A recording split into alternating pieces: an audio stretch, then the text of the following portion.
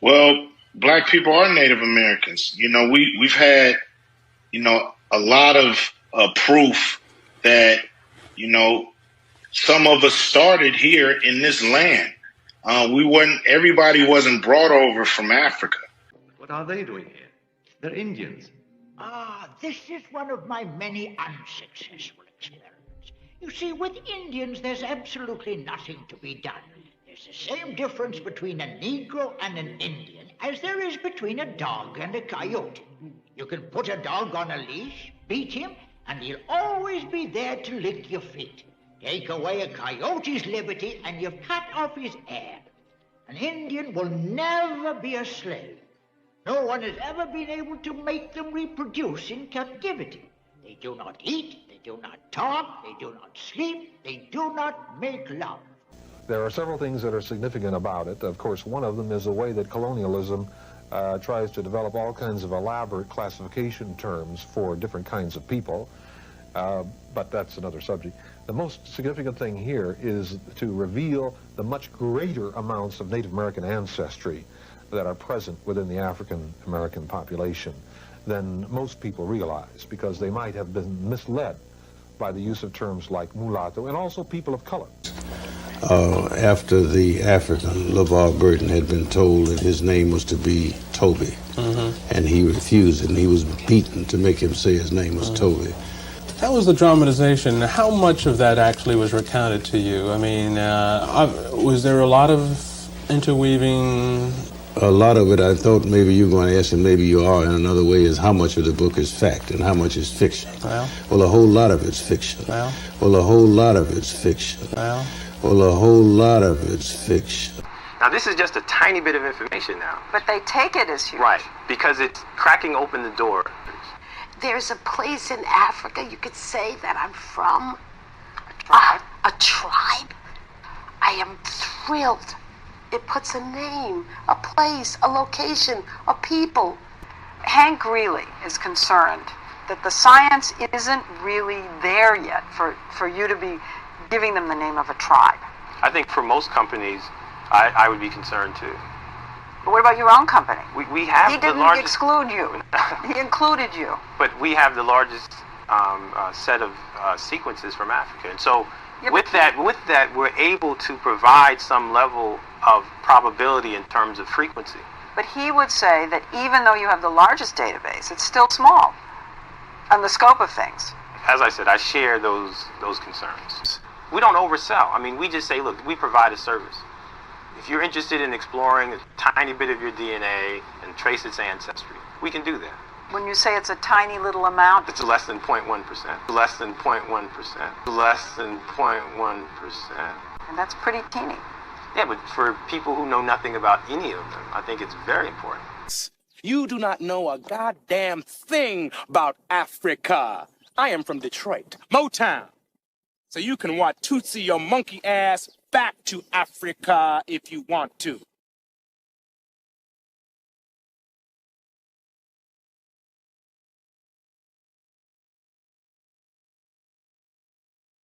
Just cannot get right. Hold on, y'all. Girl, let me plug in this mic. Hold on, girl.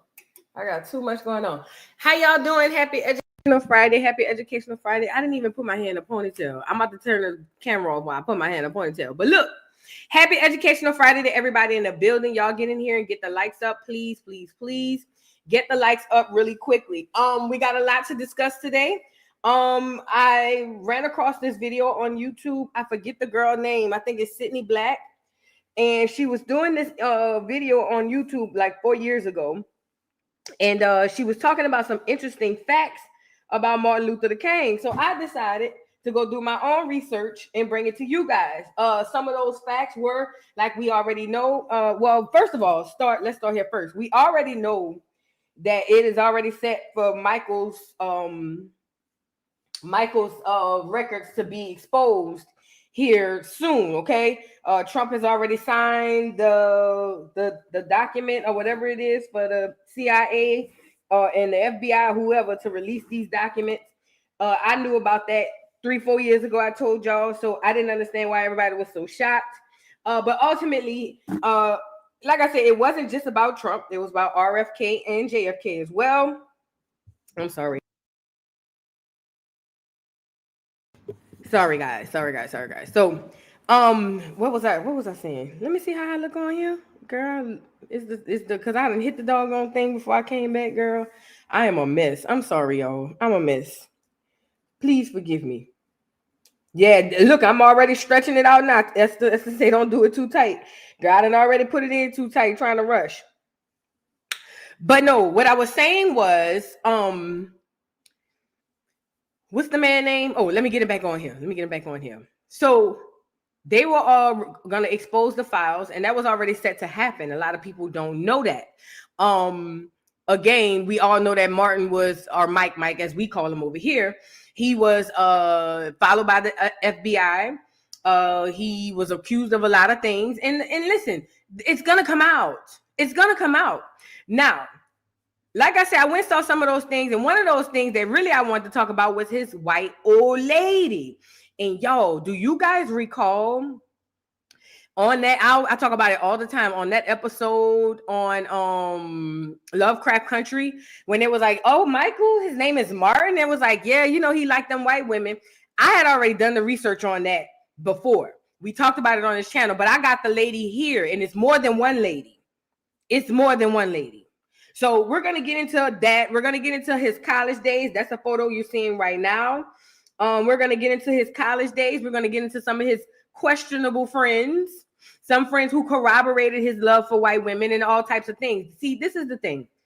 Martin's mother, no, I'm not his mother. Martin's father groomed him to be a pastor. They were Freemasons, allegedly. But they were Freemasons, and I believe that Mike's father was already told, your son is going to be this, that, and the third, okay? So with that it makes sense why his life went the way that he wanted to go. And listen, just like John F. Kennedy, allegedly, John F. Kennedy wanted to be with a prostitute from Spain. That's who he loved. That's who he wanted to be with. But he couldn't do that because his daddy said that's not going to happen. It's just not. And it's the same kind of similar situation with Michael. We're going to call him Martin for the purposes of this video. But it was the same kind of situation as Martin. Martin's father was telling him who he can and can't be with. And when Martin saw that when his father saw that he was with them clear girls, he said, you cannot be with them because nobody's going to take you seriously if you pull up with the clear woman. Okay?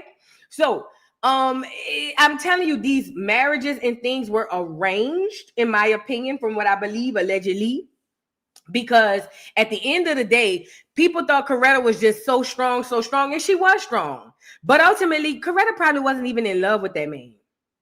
Just like Jackie Kennedy allegedly wasn't in love with John F. Kennedy.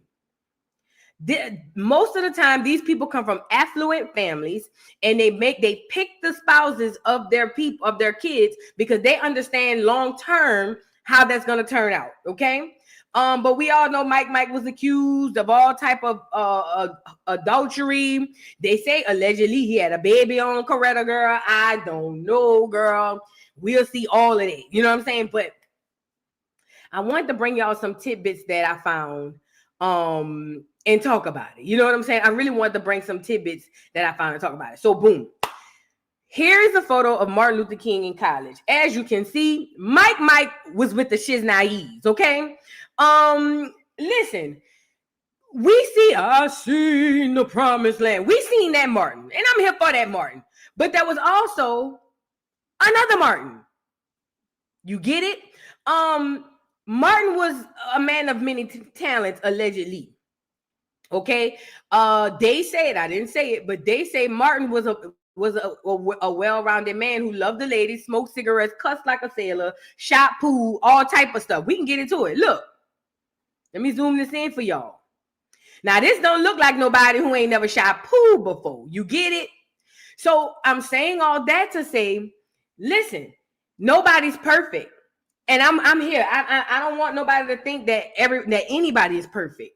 But what we can't do is deny and turn away the truth because it damages the brand. Okay? I told you my opinion and what I believe in Martin. Was I believe he was told what to do by his daddy. They already said he was scared of his daddy. And I believe that Martin got played in the process too, but his job was to gear all us black folks and get us into wanting to be around clear people, put it in propaganda that we were all just getting so horribly teared down, and some of us were, but not everybody, but make it bigger than what it was so that they can get us. This was all political, baby. Everything that happened in that civil rights movement was political. Okay, period, point blank. Somebody said, is it true Malcolm didn't respect Martin? Malcolm just thought that Martin was foolish. Malcolm felt like you got to be a new age fool if you go down there talking about loving on clear people who hate you and letting them pop you upside your head. That was Malcolm's take on this whole thing. Malcolm thought that what Martin was doing was dangerous. He thought it was stupid. And he felt like, man, look, you going down there making sure them people like you, them people will never like you. We don't need to be running to them to get no help. We can do it on our own. But you got all these people running down there to these clear people, and it's going to be a problem. And Malcolm was right. Although Malcolm was dealing with some stuff with the nation that he probably didn't realize at the time. But at the end of the day, he was saying, hey, bro, this stuff y'all doing is stupid. And it's not going to end up good. You know what I mean? That's basically Malcolm's take on it. So I want to show y'all a couple of more pictures, and we're going to get into some of these pictures and what they all is about and all of that. Y'all please get the likes up on the video. Let the people know we're around here joking. Where was I? Here's Martin and his sister. A lot of y'all don't know, they never talk about Martin's siblings. Y'all ever noticed that? They never really speak a lot about Martin's siblings. And I always wonder why. Whenever you hear his story, you rarely heard about his father, but at least you heard about him. But you never heard about his siblings. They say he had a brother who was worse than him with the clear women, allegedly. But you never hear them talk about his siblings. The only thing you hear about is Martin and his legacy. That's a red flag to me, in my opinion. But here's Martin with his sister. They look just alike, child. Just alike. Here's another photo. Let me see what else I got on here. Here's Martin with his friend who was the orange juice person, Stanley Levison. We're going to get into this. Listen, all of your leaders, the ones that they praise and tell you, love this person because they offer you, they always in them beds. They always with the orange juice people, okay? See, some people thought that the orange juice people just kind of like tethered along. It's a conundrum, is what it is. Okay. That's Mike with his good orange juice friend, Stanley Levison. We'll get into him as well. I also want to show y'all, let me see, we got the sister. This is another shot of him shooting pool. I saw this girl was under the comment saying that her grandmother worked at a go-go bar or a strip club type tease. And say Martin used to come in there all the time and he never tipped. He just stayed on the wall and he came in to play pool and he didn't drink, allegedly. She said her grandmother had a picture with Martin and she cherished it. But, you know, here come Katrina taking everything a doggone way. Okay, so there's Martin shooting pool. We're going to get into a little bit of that. Here is the woman, Betty, what's her name? Betty Moritz, who he was madly in love with. He met her in school, at college. She was a cafeteria worker. We're going to get into it. The daddy was like, not going to happen. 2 reasons. Number 1, she's clear. And number 2, she's a poor clear. Listen, I told y'all, race is a poor man's game. Martin's daddy even thought that this clear woman was beneath him. He straight up told Martin, number 1, she's clear. And for what we need you to do, you can't show up with a clear woman on your arm. Remember Barack Obama, Michelle teased? Then he said, she's poor. She's beneath you, son. Now, mind you, this is in the days where they claim that we was just so busted and disgusting and messed up. But the daddy said, not only is she clear, she ain't got no money. You crazy. Cafeteria worker, are you dumb? That's what the daddy told him. He said, cafeteria worker, I know you lying to me. She got to go. We're going to get into her. Then we're going to also get into another clear woman. Now, this woman is Joan Baez. This was another woman. Allegedly, Martin was popping off. Let me make it bigger for y'all to see. She's done interviews about him. Remember, Martin was kind of like high key, low key. He was kind of like out there with his stuff. It just people had the image and they couldn't see past. You know what I mean? What was really going on? But yes, ma'am, Miss Joan here was sure popping it off. Yes, she was allegedly. We gonna get into her, and then hold on. We got some more people. We got a couple more pictures. We seen that one. All right, so bet. Let's start with. Let me go pull my resources off. I got some videos and I got some articles, but let me go get my resources and go from there. Y'all get the likes up on the video. Get the like, right, Shantae? Wasn't she holding that man arm like that was her husband?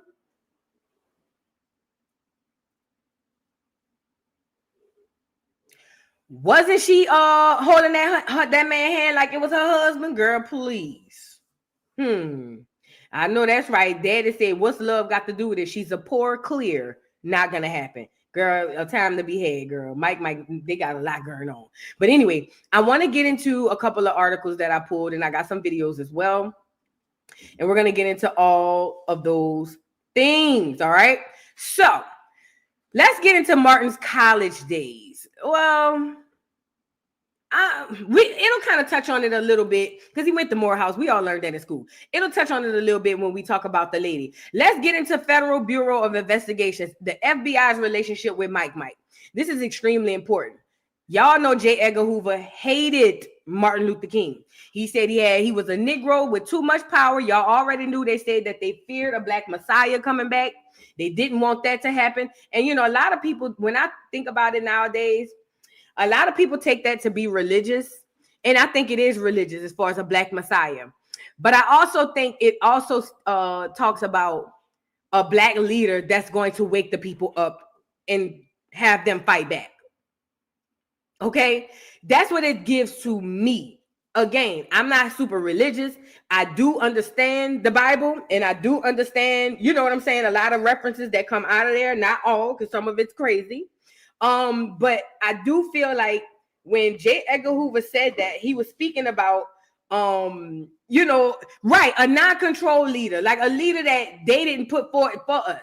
And, you know, it's very, very scary when there's a leader that isn't in bed with them because they running the person behind the scenes anyways. You know what I mean? I think that's what they kind of mean as well. So getting into this FBI situation with Mike, okay? Remember the Montgomery bus boycott staged.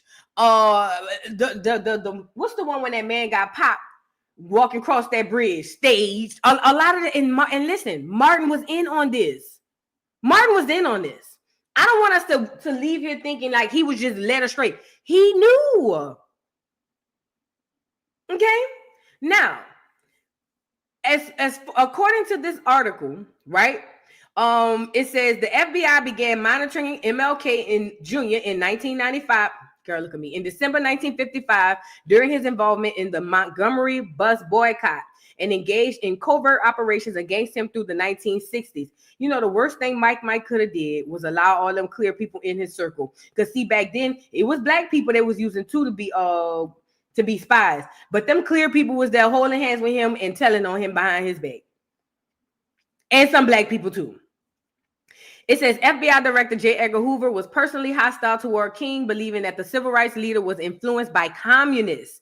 The animosity increased after April 1964, when King called the FBI completely ineffectual in resolving the continued mayhem and brutality inflicted upon the Negro in the Deep South. Under the FBI's domestic COINTELPRO, King was subjected to various kinds of FBI surveillance that produced alleged evidence of extramarital affairs, though no evidence of communist influence. Now, this is important because people are looking at it on the messy T, and I'm here for it because I'm messy. And all the people worried about is what they're going to expose as far as his extramarital affairs. But the facts are the facts. There was a lot going on around Martin back then. A lot. Get the likes up on the video, y'all. Like a whole lot that people don't like to talk about. But the facts are the facts. A lot was going on around him that people don't want to talk about, and it's going to be put out in these files. Because the FBI was dirty. We all know that. Still is, in my opinion. It says the FBI initially monitored King under its Racial Matters program, which focused on individuals and organizations involved in racial politics. Listen. What my cursor at? There you go. All right. It says, although the FBI raised concerns as early as March 1956 that King was associated with card-carrying members of the Communist Party, King's alleged ties with communism did not become the focus of the FBI's investigation under the existing communist infiltration program designed to investigate groups and individuals subject to communist infiltration until 1962.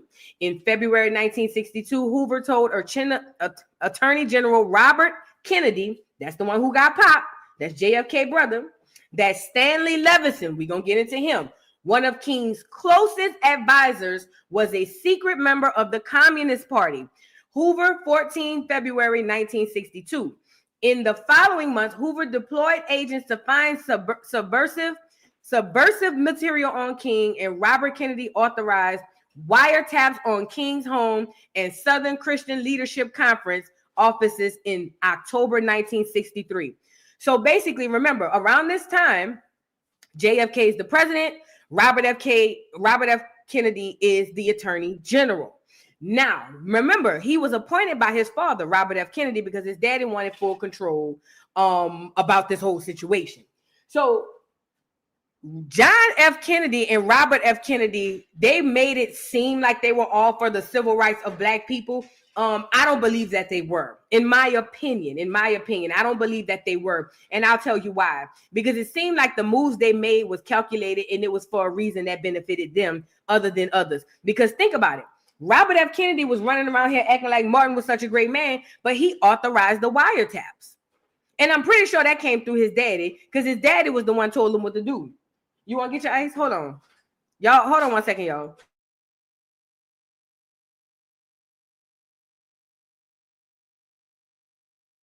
So, like I said, listen, you gotta you have to be mindful of what's going on. They want to make it seem like these people were all together, and the facts are they weren't. These clear people all were on code. Mike, unfortunately, was on code with them, not us. So when J. Edgar Hoover ordered the wiretap for Martin Luther King, he signed it right away. Not only that, Lyndon B. Johnson, a lot of y'all don't know that him and Mike was like this, or at least in Mike's head they were. Because see, Lyndon B. Johnson, who became the president after JFK got popped, he was on one hand on the phone, hey, Martin, you're a good friend. I want to invite you down to dinner at the White House. Never made it. But you know what I'm saying? Type tease. And then he was on the other end with his other good friend, J. Edgar Hoover. And J. Edgar Hoover was on the other line saying, I hate that nigga. And Lyndon B. Johnson was over there saying, I'm going to have these niggas voting Democrat for the next 100 years. You get it? So Lyndon B. Johnson was playing both sides, but that's good for Martin, but horrible for us, because my thing is this. He really thought he had a friend in these people. Them people was nothing but his enemies. They used him. That's what that was all about. And I think we're going to touch on a little bit of him and LBJ as well. Hold on. Let me scroll down. I think I read this one. Yeah, I read that one. It says Hoover responded to King's criticism of the Bureau's performance in civil rights cases by announcing at a press conference in November 1964 that King was the most notorious liar in the country. Now, mind you, he was talking about the image he was putting on in front of everybody and not who he really was. It says, surprised by the accusation, King replied that he could only have sympathy for Hoover as he must be under extreme pressure to make such a statement. That was so gaslighting. It says King asked an intermediary to set up a meeting between himself and Hoover to understand what had led to the comment.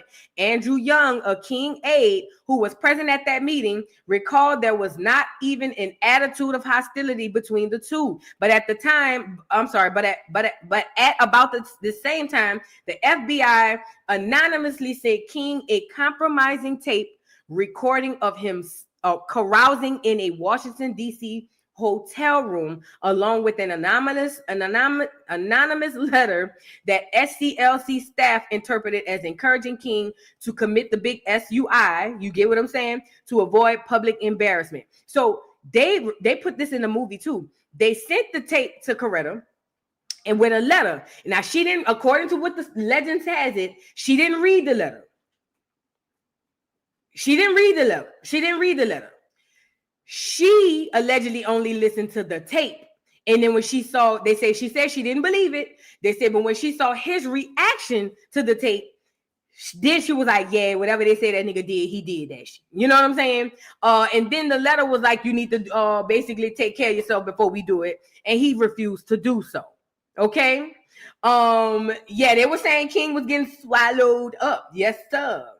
Yes, sir. So when he came out and said he was a liar, he meant like he a fraud. He over there playing preacher in front of y'all, but that ain't what's really going on because they had the evidence. They had the evidence. So moving on, it says Hoover continued to approve investigations of King and covert operations to discredit King's standing among financial supporters, church leaders, government officials, and the media. When King condemned the Vietnam War in a speech at Riverside Church on 4 April 1967, the FBI interpreted this position as proof he has been influenced by communist advisors and stepped up their covert operations against him. Senate Select Committee 180. The FBI considered initiating another formal COINTELPRO against King and fellow anti-war activist Dr. Benjamin Spock in 1967, when the two were rumored to be contemplating a run for president, but ruled it out on the grounds that such program would be more effective after the pair had officially announced their candidacy. Right? In August 1967, the FBI created COINTELPRO against Black nationalist hate groups, which targeted SCLC, King, and other civil rights leaders. Doesn't that remind you of the first thing Fat Joe said when he talked about FBA? Was they some, what he called us, some broke niggas and some racist hate group? Didn't he call us a hate group? That's what they do to vilify us so that they can be justified in whatever they want to do. King was identified as a target because the FBI believed that he could become a messiah who could unify Black nationalists. Should he abandon his supposed obedience to white liberal doctrines, which are nonviolence, and embrace Black nationalism, Senate Select Committee 180. In the last few months of King's life, the FBI intensified its efforts to discredit him on the neutralized SCLC, to neutralize SCLC. So this is what's going on. They were afraid that he would stop thinking clear and start thinking pro-Black, and then that could turn into him galvanizing people going against the government. That's what this was all about. And then when he started talking about economic rights, they was like, hell no. Hell no. That's why they feared him being the Black Messiah. You get it? To galvanize the people.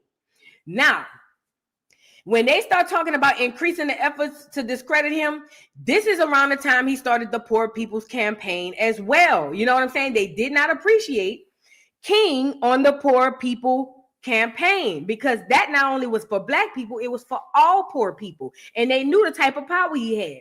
In my opinion, the Poor People's Campaign, the speech that he gave, and the economic rights, where I'm coming to get our check, that's what got him up out of here, in my opinion. In my opinion, okay? I don't know it to be a fact, but I just found it odd that they let him live quietly when after the I Have a Dream speech. You know what I'm saying? But then as soon as he started talking economic rights, they say, yeah, he got to go. Just to go into this, if you want to call it that. So just a little bit more, because I want to get to some other articles.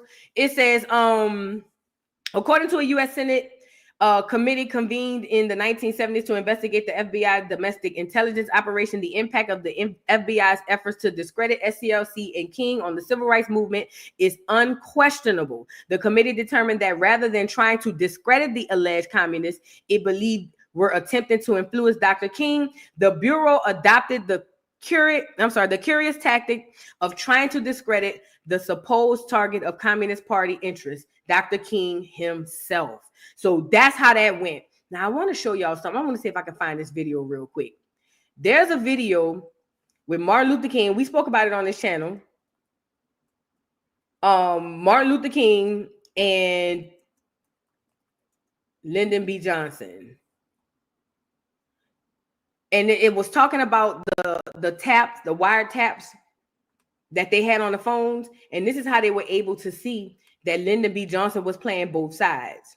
That he was on one side telling Martin, oh yeah, we cool, I got you, we friends, we gonna hang out, we gonna have dinner.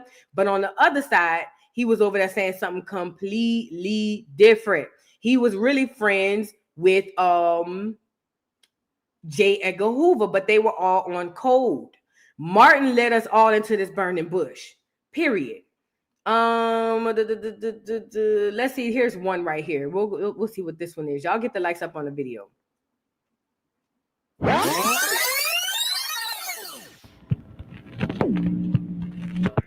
Interest and your cooperation and your communication, and a good many people told me that they heard about your statement, I guess on TV, wasn't it? Yes, that's right. I've been locked up in this office and I haven't seen it, but I won't tell you how grateful I am and how worthy I'm going to try to be of all your hopes. Well, thank you very much. I'm so happy to hear that, and I knew that you had just that great spirit, and you know you have our support and backing. Well, we know what a difficult period this is. It's just an impossible period. We got a budget coming up that's got nothing to do with it. It's practically already made, and we got a civil rights bill that hadn't even passed the House, and it's November, and Hubert Humphrey told me yesterday everybody wanted to go home. We got a tax bill that they haven't touched. We just got to not let up on any of them and keep going, and I guess they'll say that I'm repudiated, but I'm going to ask the Congress Wednesday to just stay there till they pass them all. They won't do it, but we'll just keep them there next year till they do, and we just won't give up an inch. Well, this is mighty fine. I think it's so imperative. I think one of the great tributes that we can pay in memory of President Kennedy is to try to enact some of the great progressive policies that he sought to initiate. Well, I'm going to support them all, and you can count on that, and I'm going to do my best to get other men to do likewise, and I'll have to have y'all's help. I never needed more than I do now. Well, you know you have it, and just feel free to call on us for anything. Thank you so much, Martin. All right. Call me when you... I sure will. Call me when you're down here next time. I certainly will. Let's get together, and any suggestions you got, bring them in. Fine. I certainly will do that. Thank you so much. Thank you. This was all a setup. Listen, mind you, JFK is gone. He the next to come in. Him saying I'm gonna support all of Kennedy's stuff, that was done on purpose. He had to go and tell all the clear people, all the clear politicians, hey, y'all have to vote this way. As a matter of fact, listen to what he did. Because remind you, everybody's not in on the joke. Everybody's not in on the setup. When he went around to the politicians, after he told Mike, you know, we're going to get all these people in there to do what they got to do. He went to the other politicians who didn't know that this was going on and hated black people and was like, hey, I need your support to vote for these civil rights stuff. And the clear people was like, hell no. He even allegedly used the FBI and the stuff that they had on these politicians when they were spying. Because remember, they weren't just spying on Martin. They were spying on everything. They even used some of their stuff to blackmail them to say, hey, if you don't vote this way, I'm going to put this out. Or I'm going to put that out. But it was strategic because he understood the larger picture. Small people think race. He was thinking long term. If I get y'all to push this civil rights stuff through, we can tether ourselves onto all of their stuff. They won't see a dime. They won't see any type of progress. We'll make it seem like they're getting progress. but they won't get any. What we will do is we will have them fight for the right for us to take everything from them through the ideas of that they getting civil rights. This is why you have black people today over here windmilling for DEI. You see what I'm saying? This is the same thing. That was the plan put in place. The white people even then couldn't see it, but that's just what it was. I also want to show you, hold on. Let me show you this video of him on the phone with J. Edgar Hoover. Listen. And I want you to keep your men busy to find the central connections. But I wouldn't be a damn bit surprised that this poverty group here is not stirring up some of this. We'll dig into that very thoroughly. Okay. I want to find, hold on. I want to find a longer one. Stand by. I want to find a longer one because there was one where he was on the phone with J. Edgar Hoover. And he's all like, oh, yeah, well, you know, I got him thinking that we cool, but we'll never be friends. And, you know, all types of stuff. And J. Edgar Hoover was another one. I'm sorry to add. J. Edgar Hoover was another one who understood the play. They were all in it together. He understood the play and he did his part. He worked for the president. Okay, that's just the facts. J. Edgar Hoover worked. He had the job because of the president. He stayed as the head of the FBI because of his relationships with the president. Wake it up. Wake it the F up. I thought I could find a long one. I don't want Okay, this might be a good one. Hold on. Conversation between President Johnson and FBI Director J. Edgar Hoover on November 25, 1963 at 10:30 a.m. Mr. Hoover on 2383. Mr. Hoover, 2383. 383, let me find it. This number. The fourth. Two things. Apparently some lawyer in justice is lobbying with the Post because that's where the suggestion came from for this presidential commission, which we think would be very bad, and put it right in the White House. And we can't be checking up on every shooting straight in the country, but they've gone to the Post now to get them an editorial, and the Post is calling up saying they're going to run an editorial if we don't do things. Now, we're going to do two things, and I want you to know about it. One, we believe that the way to handle this is, as we said yesterday, your suggestion that you whatever facilitates your command and making a full report to the Attorney General, and then they make it available to the country in whatever form may seem desirable. Right. As well as President. Second, well, the state, it's a state matter too, and the state Attorney General is young and able and prudent and very cooperative with you. Yeah. He's going to run a court of inquiry, which is provided for by state law, and he's going to have associated with him the most outstanding jurists in the country, but he's a good conservative fellow. Do you see how strategic these people are at being evil? He literally telling J. Edgar Hoover what the plan about to be. Hey, I already got the state attorney general over here. He about to whoop the whoop. I got this one over there. They about to whoop. We the only one, and they keep us divided so stuff like that won't happen. So we can't organize the way that they do. It's ridiculous. Right. That's what keeps them in power. Absolutely. Without a doubt. And we don't start invading local jurisdictions that way. And he understands what you're doing, and he's for it. I want you to understand what he was doing, and he's very strong for it. He's going to announce it today. Now, if you get too many cooks messing with the broth, it mess it up. And I think that these two are trained organizations, and the Attorney General of the state holds courts of inquiries every time a law is violated, and the justice and the FBI makes these investigations. So I want you to know that, and you'll tell your press man that that's what's happening, and they can expect Wagner Carr, the Attorney General of Texas, to make an announcement this morning. Of a state inquiry, and that you can offer him your full cooperation, and vice versa. He'll do it with you. Right? We'll both work together. And any influence you got with the Post, to have them point out to them that you don't want too many things, and that just picking out a Tom Jerry lawyer from New York and send him down on new facts.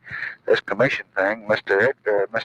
Herbert Hoover tried that, and sometimes a commission that's not trained hurts more than it helps. It's a regular circus then. That's right. Because it'll be covered by TV and everything. Just like an investigating committee. Exactly. I don't have much influence with the Post because I frankly don't read it. I know that. I do it like the Daily Worker. You told me that once before. But I just want your people to know the facts, and your people can say that, and that kind of negates it, you see. Yes. Thank you. We'll take care of that. Thank you, Mr. President. These fools behind the scenes plotting the whole shit. And then he said the man gonna make the announcement tomorrow. This is them trying to start infiltrating and getting into these doggone civil rights movements. Listen, we just see, but when somebody like me say in 2025, right, that hey, something in the milk ain't clean, I get called a conspiracy theorist. That is by design. You heard it right here with yourself, with your own two ears, how they plotted on making an announcement to the public that they were going to support the whole civil rights thing. It was, but I bet you the people back then who were saying that they knew that, they called them conspiracy theories. That is only a way to get people to disregard the truth. That's literally all that is. And at the end of the day, this is what we know, not what we think. What we know is the government is dirty.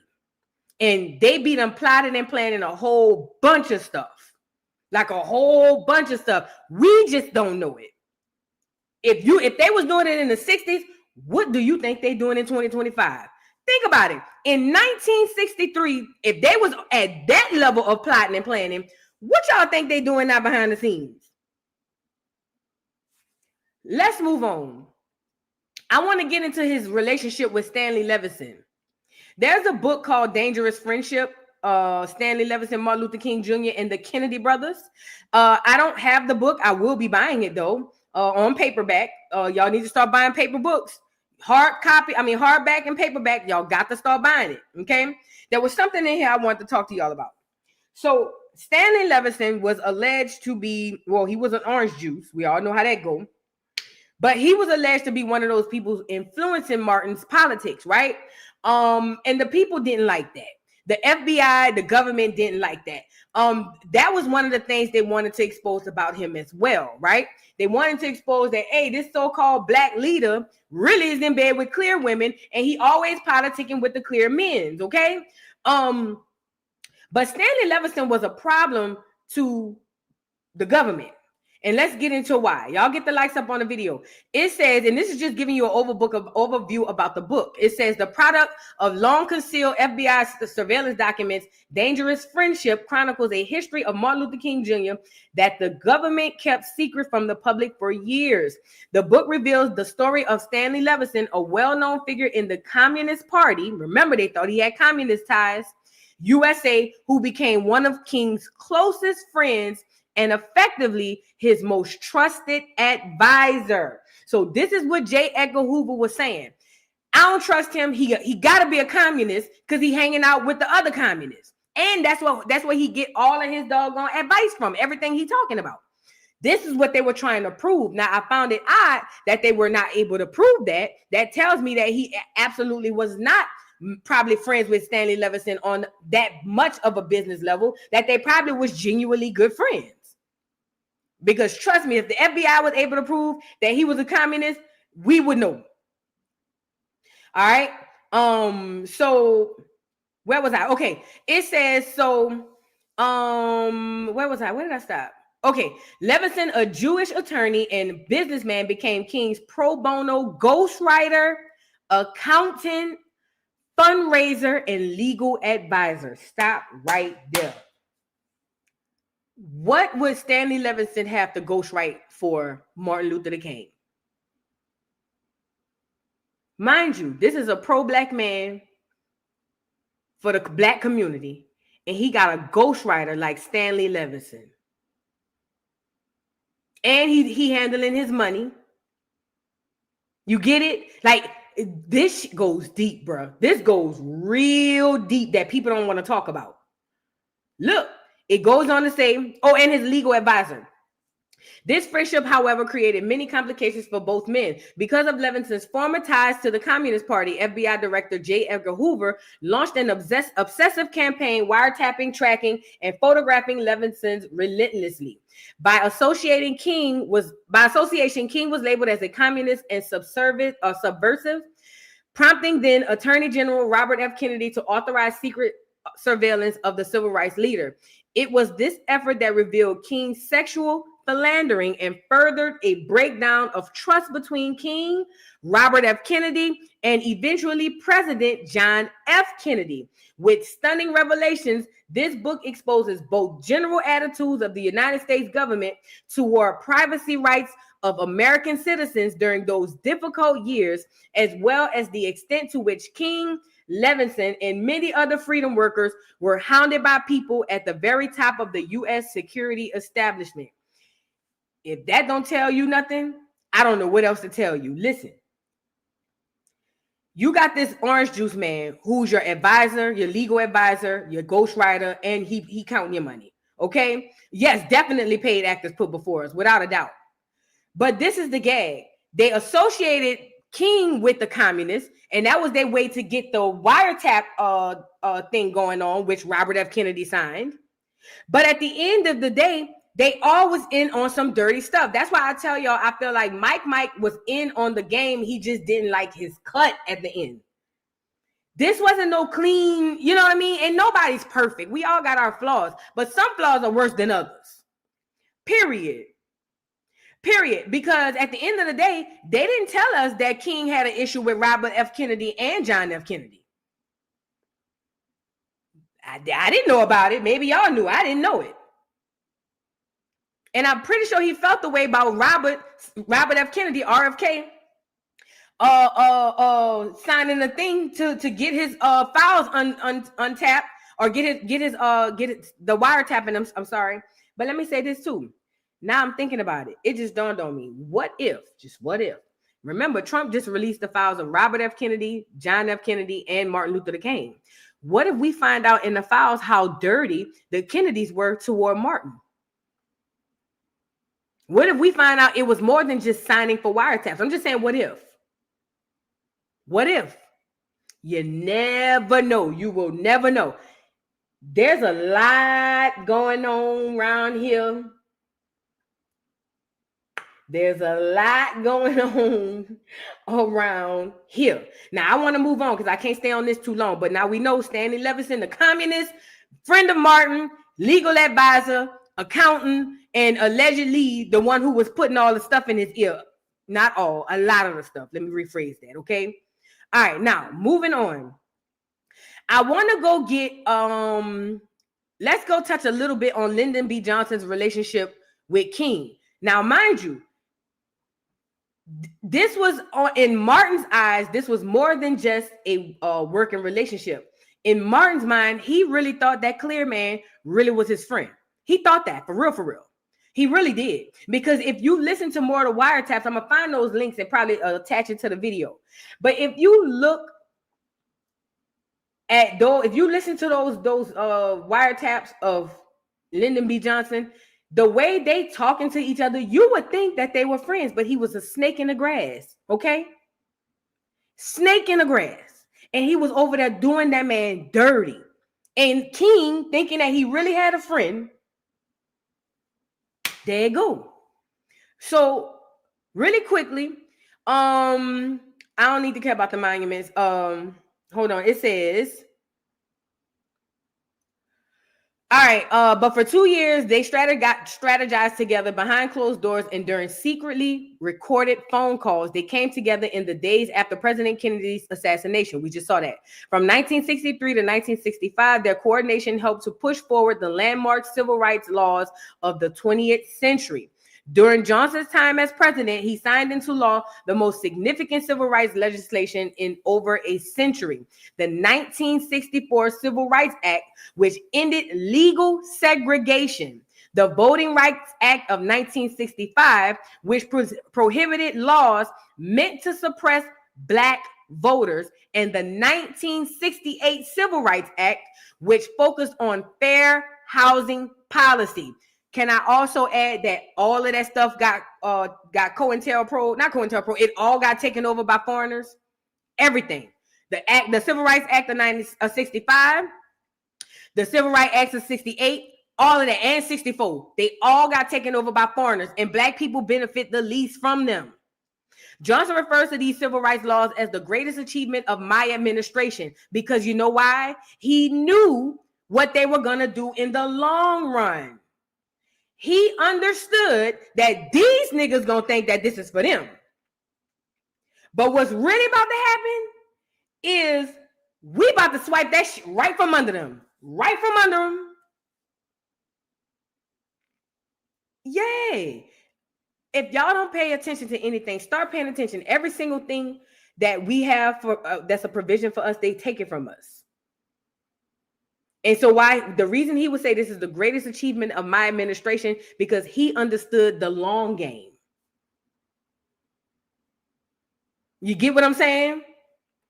So it says Johnson's and King's relationship was so critical, or was as critical to those legislative victories as Johnson public speeches and dealings with Congress. You know, just really quickly, I would hate to think, and I hope that Martin didn't know this part, but what if Martin knew this all along and was just taking the pay? That's crazy. Yet the relationship was often filled with tension. Neither Johnson nor King promoted their collaborations publicly. Their advisors viewed each other with suspicion, and the FBI under J. Edgar Hoover actively tried to destroy King's public reputation. Nonetheless, Johnson welcomed King's support, strategized with him, and used the tools of King's nonviolent direct action campaigns to build the public backing for legislation. Okay. It says King's efforts toward racial inequality or racial equality had been in the public eye since the 1955 Birmingham bus boycott. In 1963, as president of the Southern Christian Leadership Conference, King coordinated with another high-profile anti-segregation campaign in Birmingham, Alabama. The collective pressure of Birmingham and other civil rights efforts compelled President John F. Kennedy to submit a landmark Civil Rights Act in the summer of 1963. That August, the March on Washington and King's I Have a Dream speech increased public pressure to pass the Kennedy's Civil Rights Bill. I don't know, y'all. I feel like Mike was in on it. And I feel like when Lyndon B. Johnson came up after Kennedy, that's why he was so eager to pass all the stuff that Kennedy was doing, because that was part of the game. Ridiculous. I want to go to something else because I can't stay on that too long because I got some other stuff I want to show y'all. I want to go here. Hold on. Let's get into Joan Baez. Is that the heifer name? Y'all know who Joan is, huh? Let me get her on here. Is this the one? Is this the article I want to show? Hold on. Let me make sure this is the article I want to show. Yeah. This her. I think, yeah, this should be her. But it was said, you guys, that Martin Luther King had an affair the night before he was unalive at the Lorraine Motel. Put a one in the chat if you knew that. Let me get the lady up here so y'all can see her. Put a one in the chat if you knew that Martin Luther King was alleged to have had an affair the night before he gave, before that speech where he said undergird his peasants and all of that stuff.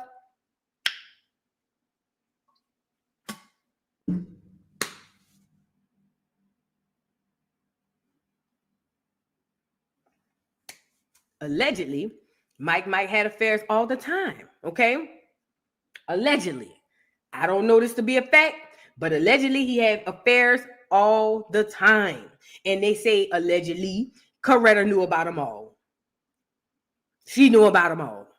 The one she didn't know about, maybe she didn't catch him, but for the most part, she knew about what was going on. Okay? So I want to go here with this affair thing, right? It says affair with King disclosed. The first black to serve in Kentucky's state confirmed I'm sorry. The first black to serve in Kentucky Senate confirmed Wednesday that she was with the Reverend Dr. Martin Luther King Jr. the night before his assassination. Georgia Powers, that's the other lady I forgot to tell you about. Georgia Powers writes of her year-long relationship with King in her new autobiography, I Share the Dream. It is in line with previous reports allegedly started by the FBI that the civil rights leader had affairs.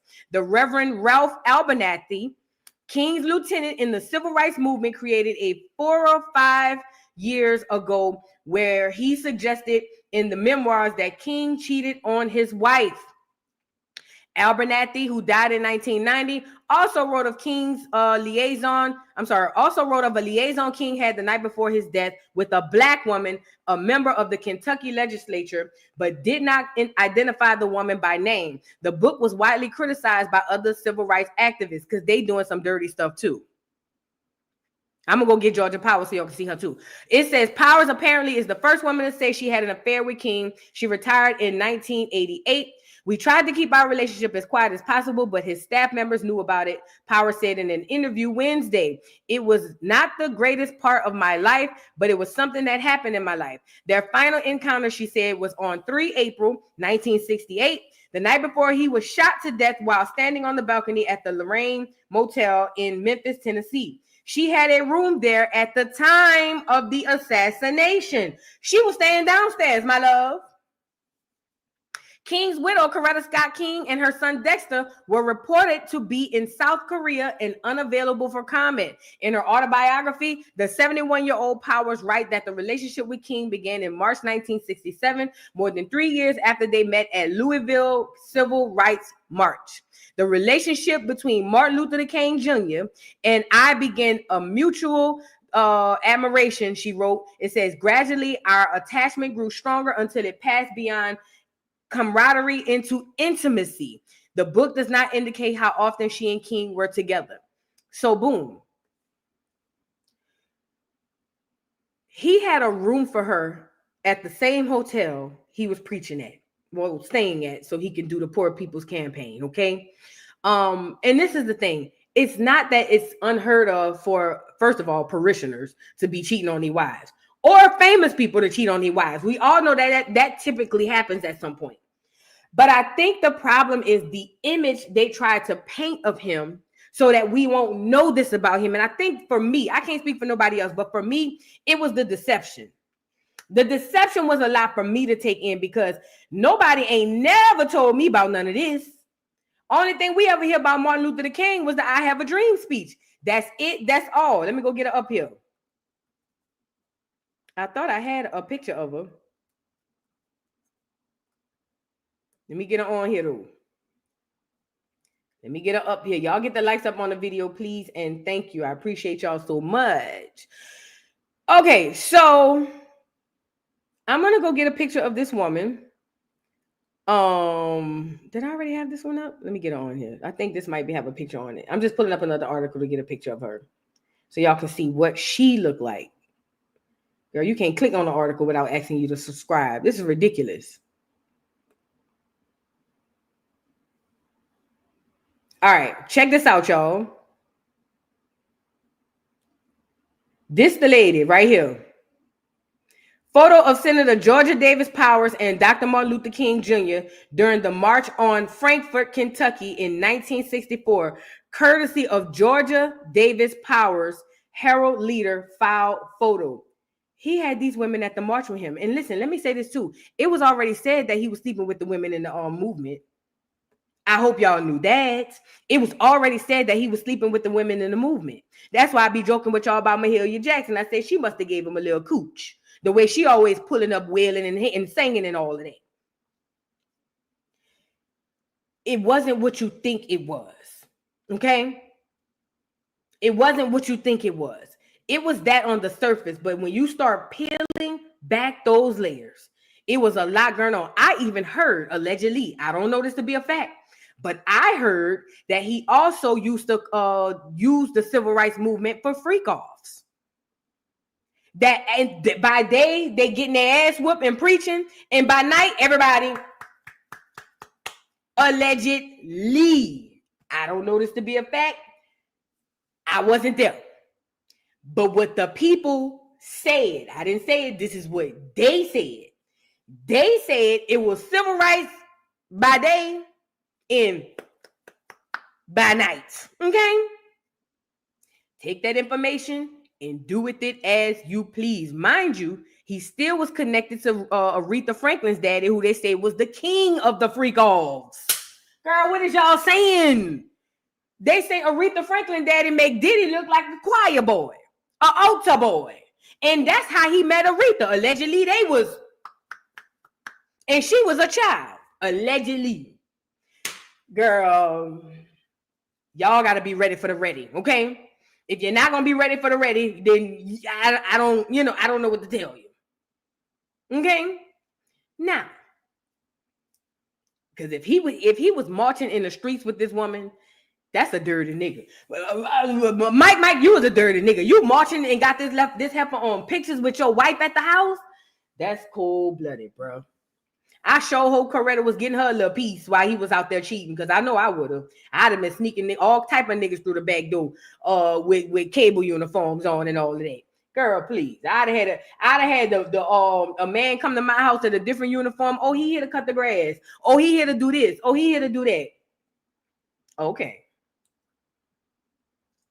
Mm-hmm. She better be. I hope she wasn't staying home looking crazy while this nigga was out here gallivanting, having a gay old time. Girl, and listen, another thing that they say, what's the word that they use when they say the stuff that's found on the tape? Something, it wasn't questionable, but I'll use that word because that's what it kind of reminded me of. Questionable sex things was happening. Nah, listen, that could mean gay. That could mean animals.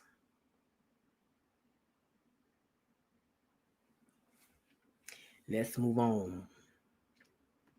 Let's move on, honey. Let's move on, girl.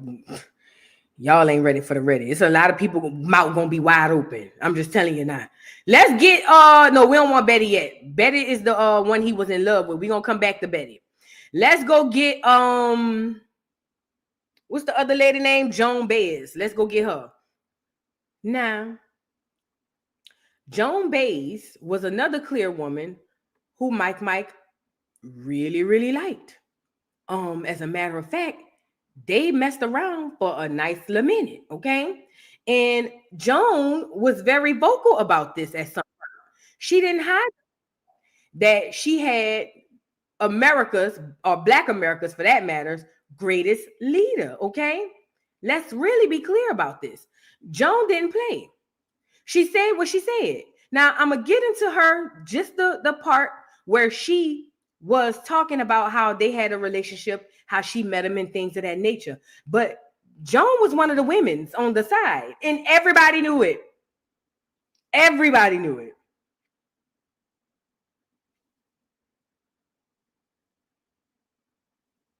Look, Bless Lady 82 said Joan was a folk singer and an activist. Didn't I tell y'all didn't I tell you it was? And then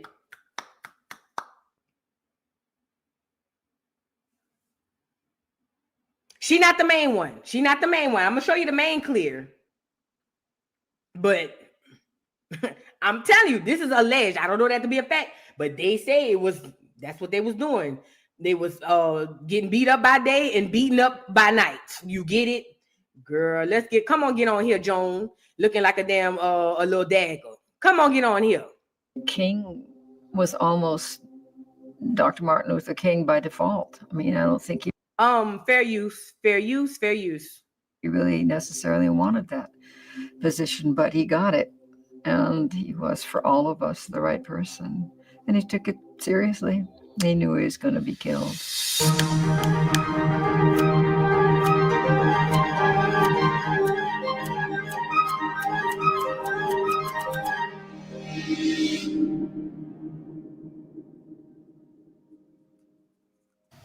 Can you just start telling us about the first time you met Dr. King and what that was like and how you felt?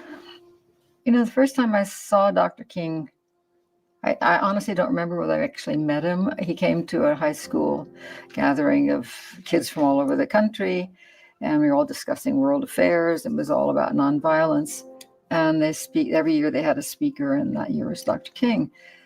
So I just stood there and wept for the entire speech, because this man was doing what I had read about, and studied about. And then all of a sudden there's this person talking about the busboy. She wept already. All right. She was getting wet between her legs, not under her eyes. Girl, bye.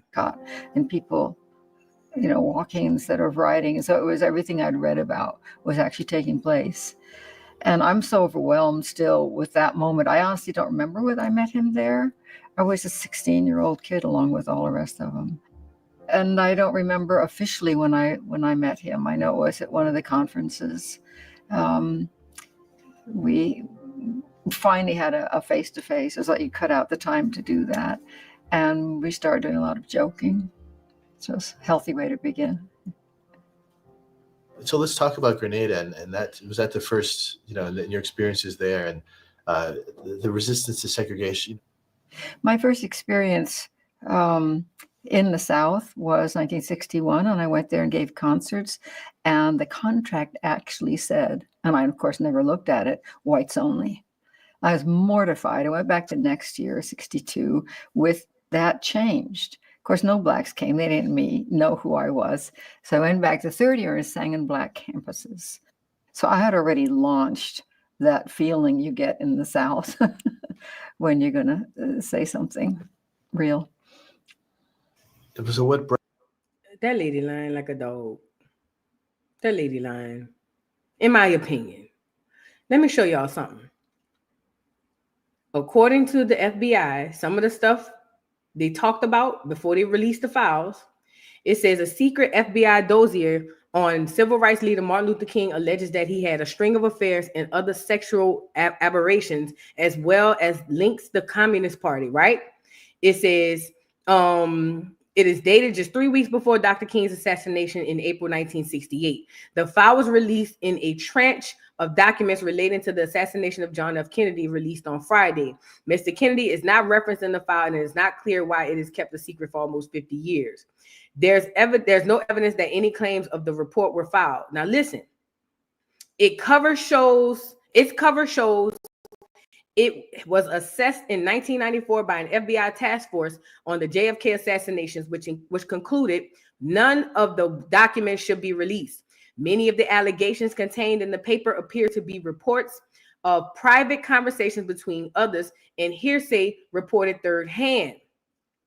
One allegation that King had a mistress in California with whom he fathered a child was attributed to a very responsible Los Angeles individual in a position to know. Among its other accusations are that Dr. King was surrounded by advisors with strong links to communist parties. We already talked about that. His statements were also subject to approval by the alleged communist sympathizers. And this is what I'm saying. They were saying that, remember, the communist guy, the orange juice dude, that was his ghostwriter. So if he's his ghostwriter, is he approving everything and anything that, you know what I mean? That's what I believe in my heart. Mike was in on this, bro. It's a lot. I mean, he was in on this. I believe that at least. It says he was a secret supporter of communists, whatever. His organization, the Southern Christian Leadership Conference, set up a tax dodge to raise funds for his activities. Dr. King took part in drunken sex orgies and coerced young women to participate. He had love affairs with at least 4 women, including folk singer Joan Baez. Joan, go lay down. The list of alleged indiscretions would likely have been deeply problematic for the civil rights leader if it had been made public in 1968. Okay?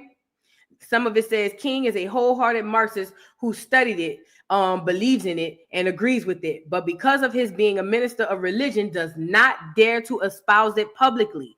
In addition, King has been described within the CPUSA as a true, genuine Marxist Leninist from the top of his head to the tips of his toes. Girl, here you go.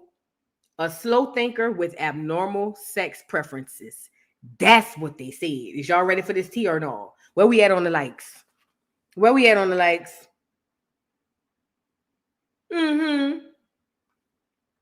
We almost got enough likes, but we coming. Okay. Check it out. It says, despite Dr. King's historical reputation as a skilled speaker, the FBI claimed that the other advisors approved everything Mr. King said. It also says that King is such a slow thinker, he is usually not prepared to make statements without help from someone, it reads. Linking Dr. King to communists, it claimed. King is a wholehearted Marxist who has studied it, believes in it, agrees with it, but because of his being a minister of religion, does not dare to espouse it publicly. And in another part says, during the early 1960s, the CPUSA, the Communist Party, was striving to obtain a Negro labor coalition to achieve its goals in this country. Martin Luther King Jr. and his organization were made to order to achieve these objectives. The most salacious claims about Dr. King's sex life are contained in a dense collection of rumors in the final 2 pages, okay? It says all-night sex orgy was held with these prostitutes and some of the delegates in attendance. One room had a large table in it, which was filled with whiskey. The 2 Negro prostitutes were paid $50 to put on a sex show for the entertainment of the guests. A variety of sex acts deviating from the normal were observed. Previous sexual experiences. This activity is not new to King as his associates. As early as January 1964, King engaged in another 2-day drunken sex orgy in Washington, D.C. Many of those present engaged in sexual acts, natural as well and unnatural. I don't know what that means. For the entertainment of onlookers. Now, real quickly, let me pause right here. Think about the freak-offs we heard about from Diddy. And think about some of the things that people said Diddy would make them do. What y'all think unnatural sex acts for the onlookers of people look? What y'all think that means? Nee said $50 is crazy. That wasn't bad for the 60s now. $50 wasn't bad. That probably was like $500 back then. You know what I'm saying?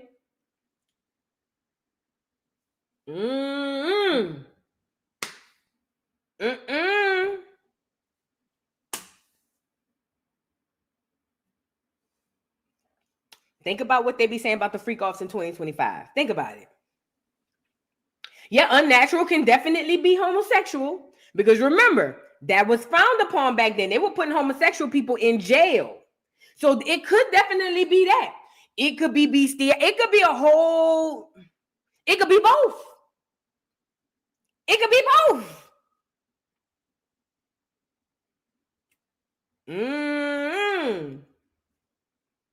Girl, were they high? She said a 2-night freak off. They was high. High as the cost of living. Do you hear me? You can't go no 2 days straight with no freak offs.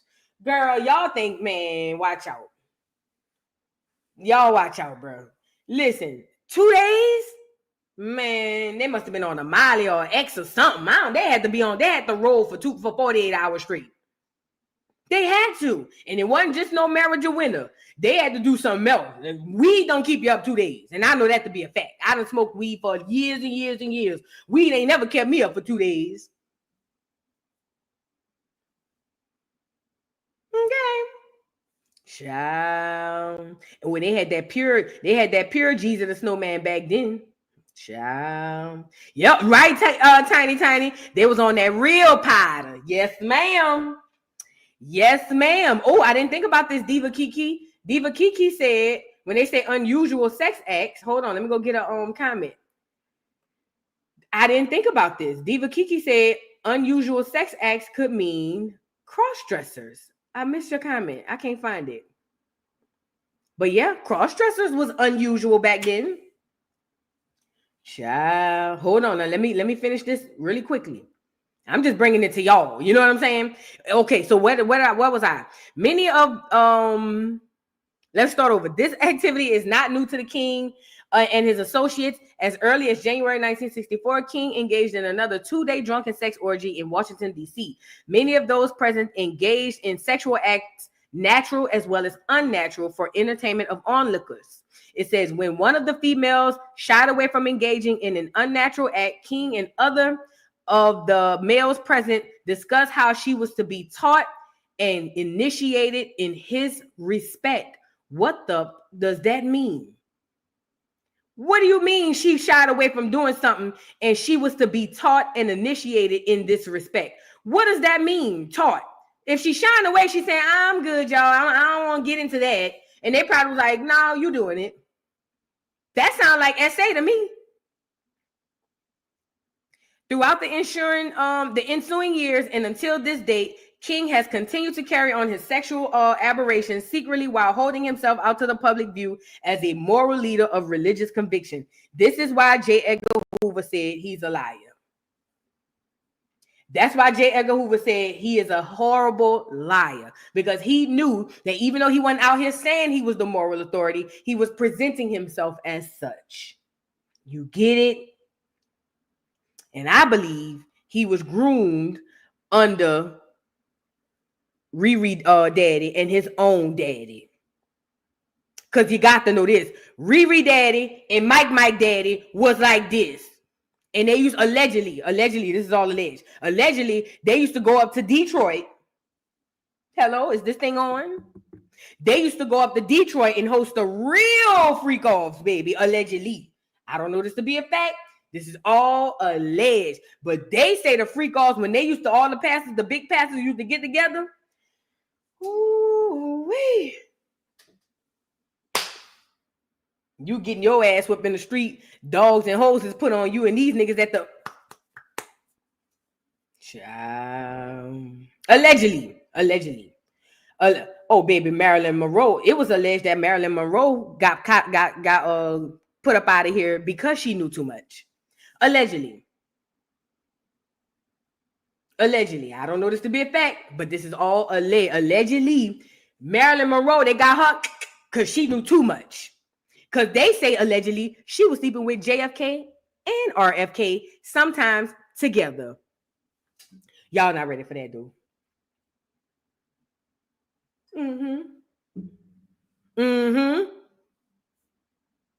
Yes, Ray Charles told us.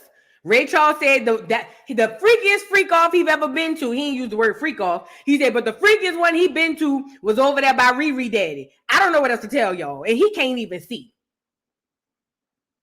All right, let's move on. And again, this don't take away from what we think he did good for us. It's just us exploring some stuff, some other side of the stuff that we didn't learn about. That's all. Now, I want to go, hold on. Joan Baez is a lie. Allegedly, he was smashing on her too. Joan Baez, get off here, pixie cut. Girl, bye. Girl, bye. Girl, bye. Girl, bye. Let's get into Miss Betty. Now, that was allegedly the love of his life. Love of my life, my soulmate. You're my best friend, allegedly. Part of me, like reason. Now half of me is sad. I don't know anything at all. Who am I to say you love me? Child, I don't know anything, girl. Miss Betty. Let's move on. Let's get into Miss Betty. Now, Martin Luther King Jr. and the love he lost. Girl, history would be different if he could have married his college sweetheart who was white. Here go Betty. She wasn't bad looking or whatever the case may be. But Martin Luther King was weird. He was funny shaped too. You know, he was one of them people who had a grown head with young boy shoulders. You know what I'm saying? So it could go either way because he was a little funny looking as well. You know what I'm saying? But nevertheless, here's Miss Betty Moritz. This was allegedly the love of his life. This is the one he wanted to spend the rest of his life with, but this is the one his father also said, no, sir, not gonna happen because she's clear and she's poor. Not gonna do it. Not gonna do it. That's bad when the oppressed is calling the clear. You know what I'm saying? But that also goes to show you about the dynamics of what was happening back then too. It wasn't only one way. They paint the picture like everybody in the South was slaves during slavery. They paint the picture like everybody in the South were under Jim Crow and everybody was suffering and poor and segregated and getting hit and beat by dogs and all. Everybody wasn't having that experience. There's always been classism in the Black community since the beginning of time. Okay? Because I used to believe that. I used to believe that all Black people in the 1800s were slaves. And I also used to believe that all Black people in the South during civil rights was just broke, busted, and disgusted. And that just wasn't the truth. Because even status-wise, Mike was on a higher status than Betty right here. So again, they use race to keep us divided.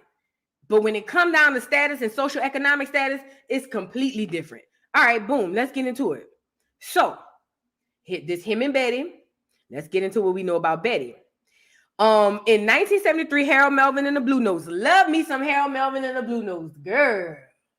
Woo, my bad. Had a hit single titled The Love I've Lost. This song went to number 7 on Billboard's Top 100 charts and number 1 on the Soul chart. I thought of this tune today after reading the story about Dr. Martin Luther King Jr.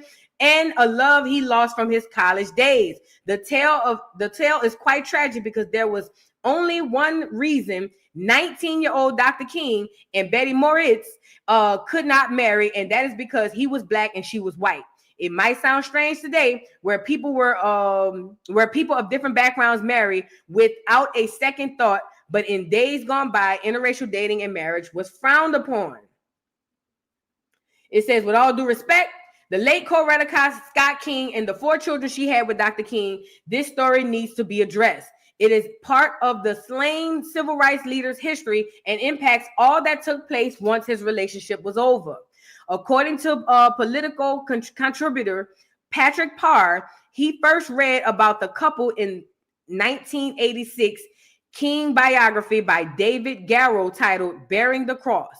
The book details how Martin Luther King and Betty Moritz met when both attended Crozer Theological Seminary in Chester, Pennsylvania. At the time, King was a divinity student who graduated in the May of 1951.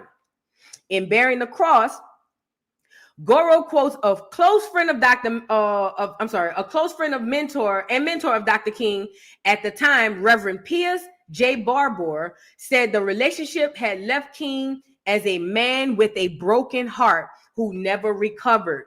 We knew the civil rights leader later met and married Coretta Scott King. No one truly knows if he carried a torch for Betty, and he is not here to tell us. Barbour and other friends of King's at the time warned him that the relationship with white women could be dangerous. Patrick Parr wanted to know more about, much more than the tidbits in the book and decided to search for answers. He says his quest took him on 2 cross-country flights and led to dozens of phone calls to wrong numbers as he searched for Betty Moritz. He also said that he knocked on a number of doors seeking people who might have known Betty, but no one did. He always left his business card, and eventually one individual found someone who might know Miss Moritz. That person sent Parr an address that he sent a letter to, and he got results. Patrick Parr had a year-long correspondence with Betty Moritz and one very long phone conversation in 2016. Moritz said that she and Dr. King were madly in love, but she understood why they could not marry. The couple met when King was a student at Crozer, and Betty's mother and grandmother both worked as dietitians at the college. Girl, that's a cafeteria worker. See, you see how they do that? Dietitians, girl, they worked in the cafeteria. I'm just giving it to you raw. Dietitians, my ass. Anyway, it says the family lived on campus, so that means they were poor. But Moritz attended the Moore College of Art. She would visit her mom often, and that's how she happened to meet Martin Luther King Jr., who hailed from Atlanta. Glorified cafeteria workers, girl. The couple had to downplay their romance in public and also around Dr. King's sister. ML, as better referred to as King, did not want news of the interracial relationship to get back to his mother. This sounds like a lot of pressure when the teens should have been simply enjoying their time together. Let's go get the sister on here. Remember, I showed y'all I got the sister. So Mike's sister, who we never get to hear about, will come and visit him in college. But when she would come and visit him, Mike would lie and act like he not with that lady. And so she wouldn't find out and possibly go home and tell his parents. But this is the thing. It wasn't the parents. It was the daddy. It was the daddy. He would have died if his daddy found out what was going on. So he kept it from his sister whenever she would even come visit. That he was really in love with a clear woman. Remember, I also told y'all that what's the dude named Harry Belafonte said that he admired, that Mike told him, I admire you because you're able to live in your truth and be with a white woman out in the open.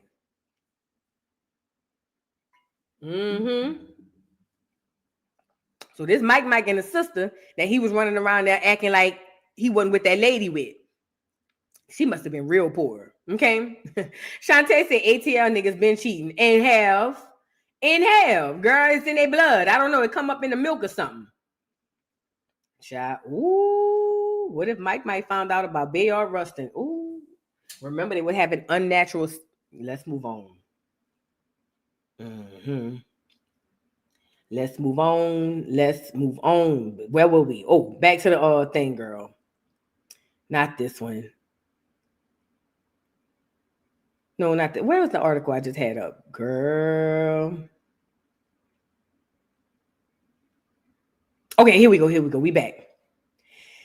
It says, Betty shared that she did not notice anyone expressing disapproval of the romance. She said they may have escaped some scrutiny because she had a dark complexion from tanning and dark hair.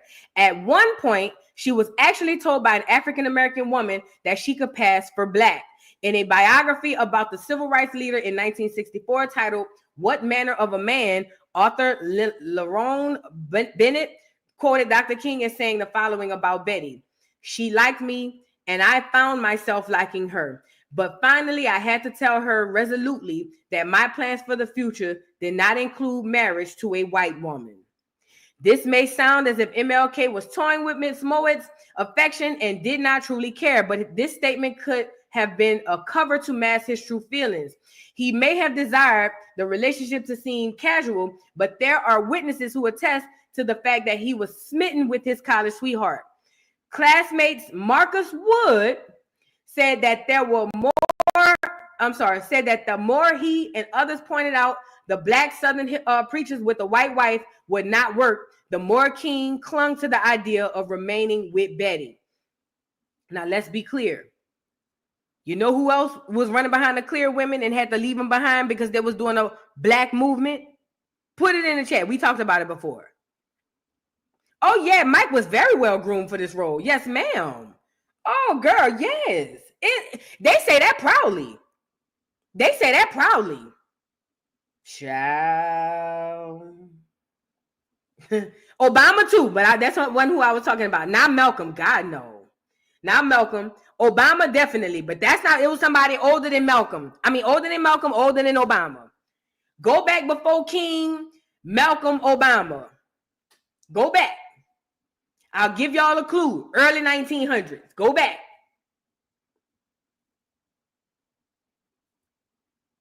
I want to see if somebody gonna catch it. There you go. Touchdown. Let me get him up here. Because we got to say this part. We spoke about this when we spoke about Marcus Garvey as well.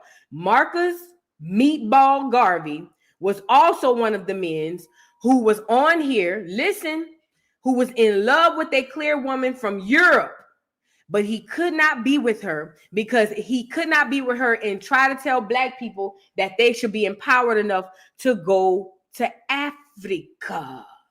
So because of that, he had to leave the clear woman behind and go and play like he really liked black women. But the problem was, it was all a lie. Get the thing up here. It was all a lie. These men did not want black women. They were only doing it for media purposes. I told y'all, I believe Barack Obama and Michelle was done together for media purposes. It was all a lie, girl. It's survival.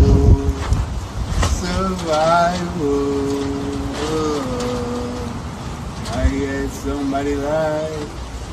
Smells like somebody lied. It was all a lie. Guys, it was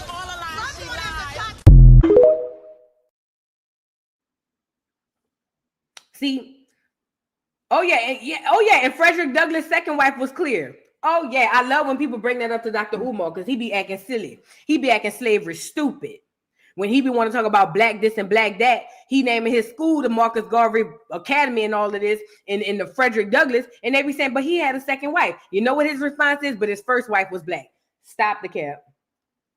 It don't matter. Listen, these men were chasing white women.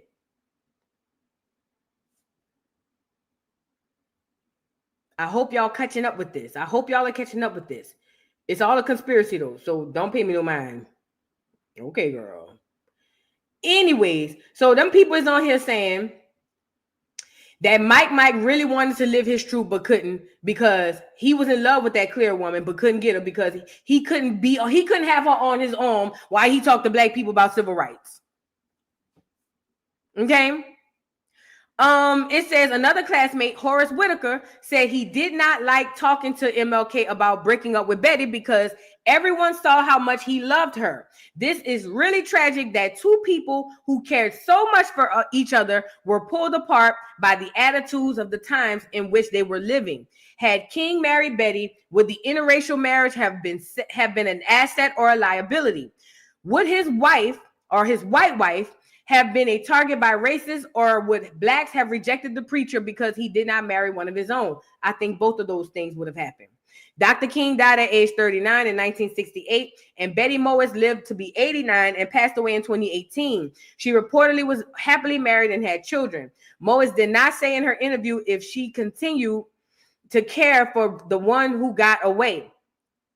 We will never know how history would have played out had they been able to act on their feelings and get married. Face to face, Africa posed the question of whether or not it would have mattered if King married Betty and asked how this would have affected the civil rights movement.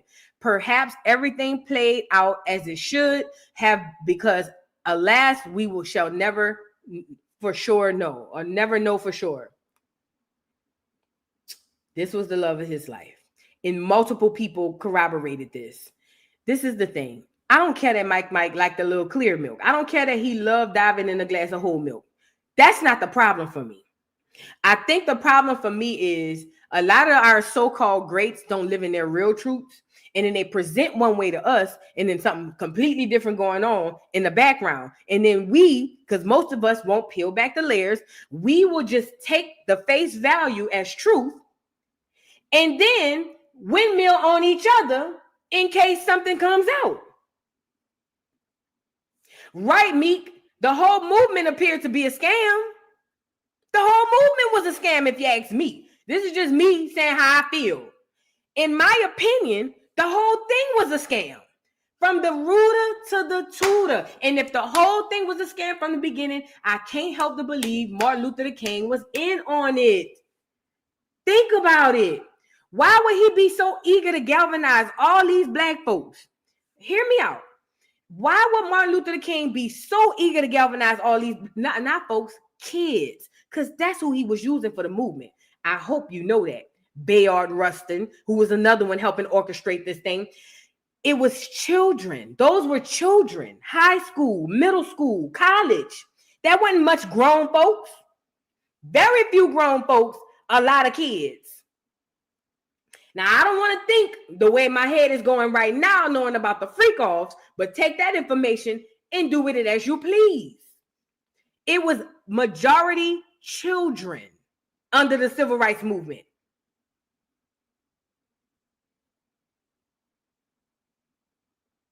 Now, we all know what's going on now. And they say there's nothing new under the sun. Everything you did has already been done. We know they got freak-offs. We know they got kids. Take that information and do with it as you please. Girl.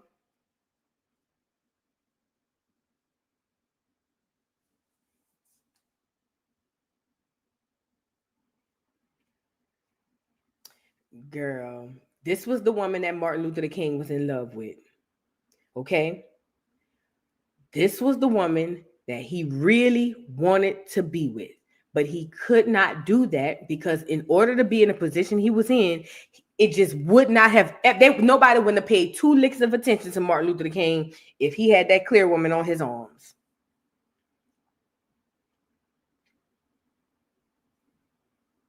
You get it? All right. I want to maneuver really quickly. Y'all like the video, bro. I went and found all this stuff to come over here and tell y'all, bro. I went and found all this stuff. And let me say this too. I tell y'all all the time, as an educated Black woman, stop listening to educated people. Hell, I guess that means me too then, shit. But educated people be dumb as hell. Okay? Let's get into his pool plan. Now, remember I told y'all, let me get the photo on here. Mike was a great pool player. A lot of people don't know that. There was a girl in the comments who said her grandmother worked at a strip club or a TT bar. Let's say that. And they say Mike would come in all the time. He never drank and he never tipped. But what he did do was stand back, look at the girls, and he loved to come in to play pool. Okay? This was a story that was hood known. The people don't talk about this. It looked like the nigga was a pool hustler, if you ask me. Because the way he's sitting on that table, you know what I'm saying? Child. Nevertheless, he was an amazing a pool player. And it was said that whenever he would go to his places to do his stops, he would always find him a hole in the wall and go shoot him some pool. Who's spamming the chat? Who's Greg? Let me see. Let me get him off of here.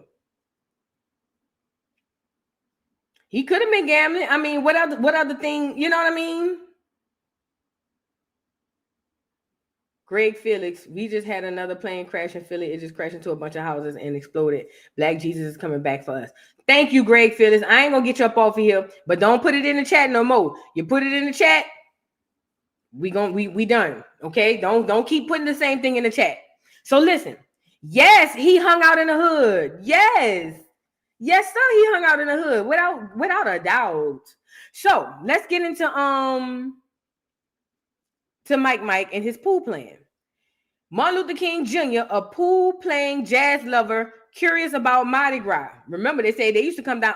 Matter of fact, everybody named Monk came through New Orleans.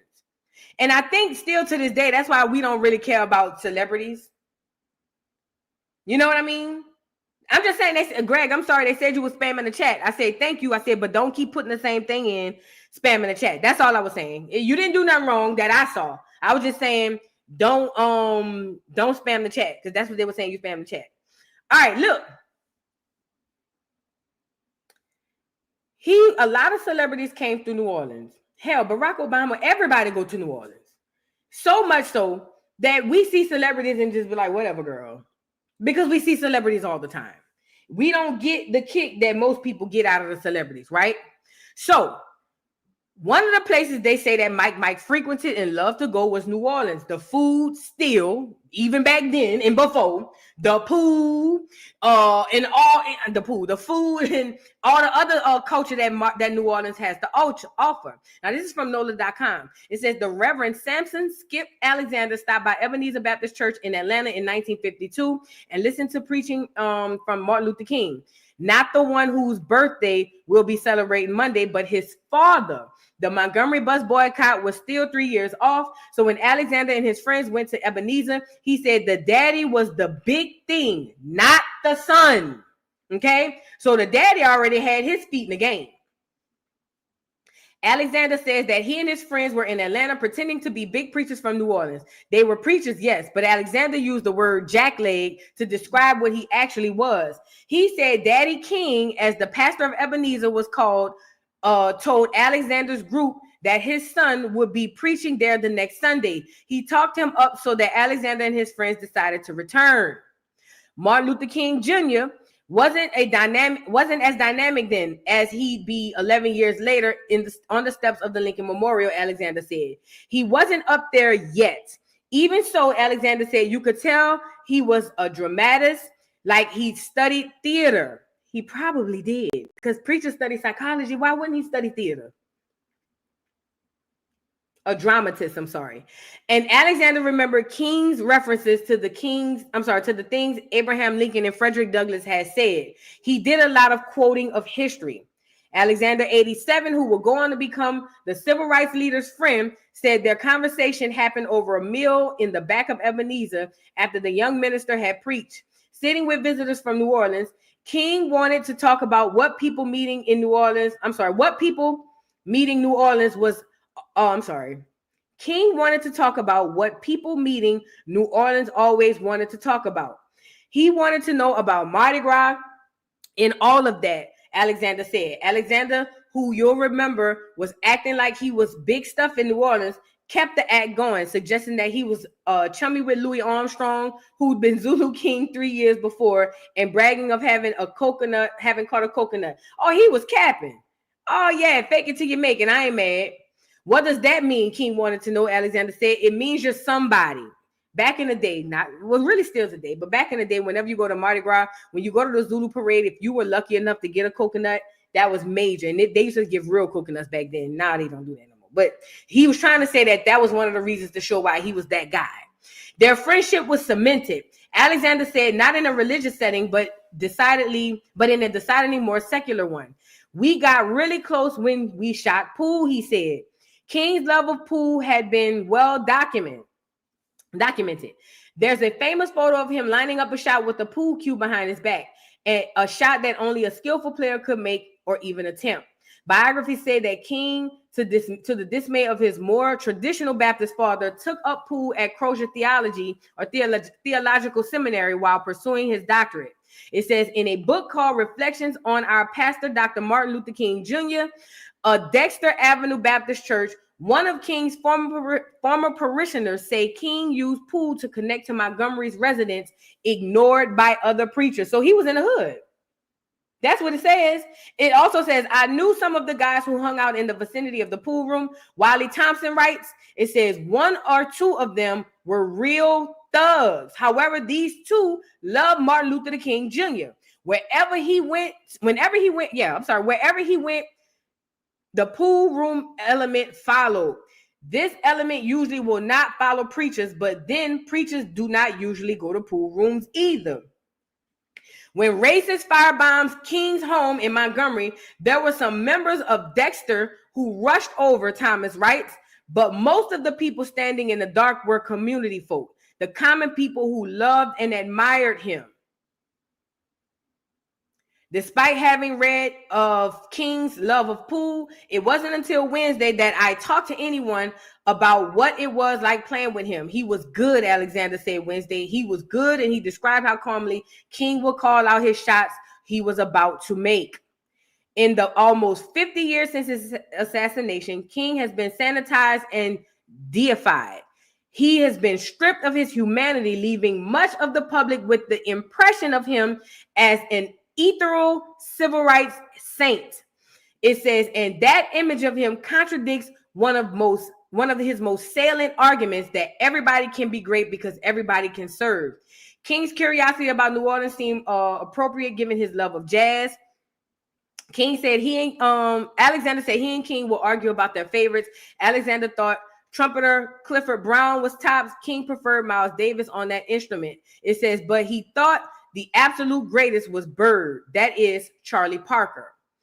In a 2016 edition of Jazz Beat, a podcast for New England Public Radio, host Tom Renee wonders if now is the time.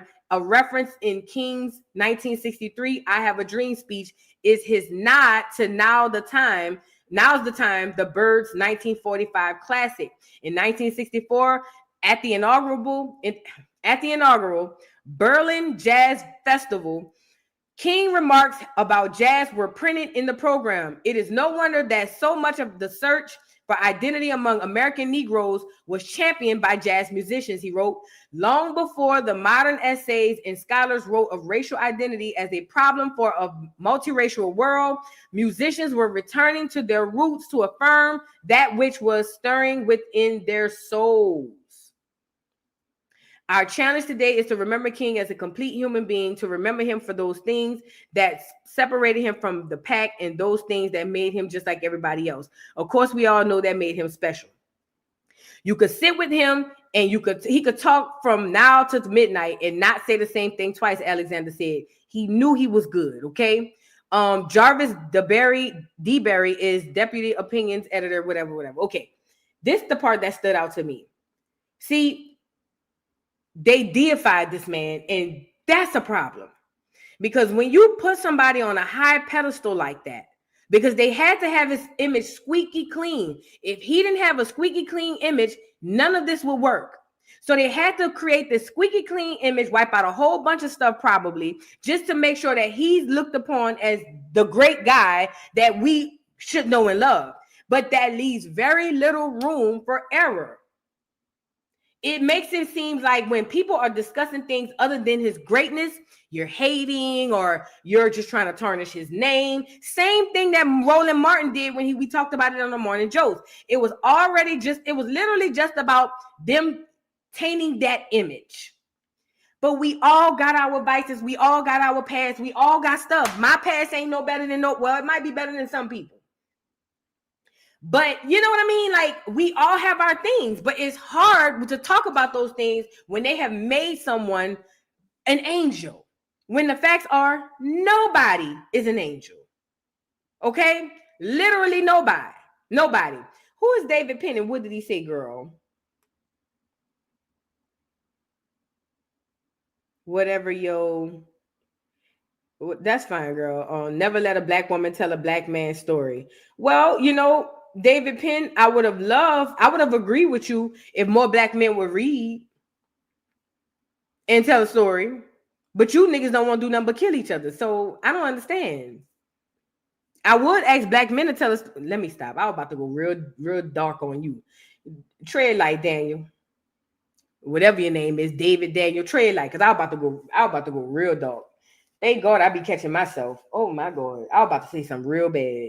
Oh Lord Jesus. The devil is busy. The devil is busy. But anyways, back to what I was saying. They leave very little room for error. And that's a problem. Because we all have our things, okay? We all have our things, okay? I want to show y'all 1 second. Hold on.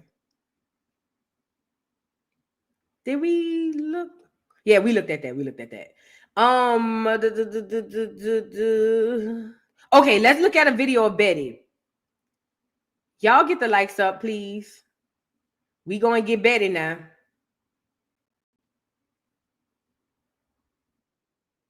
Sorry. Let's get this video of Betty up here.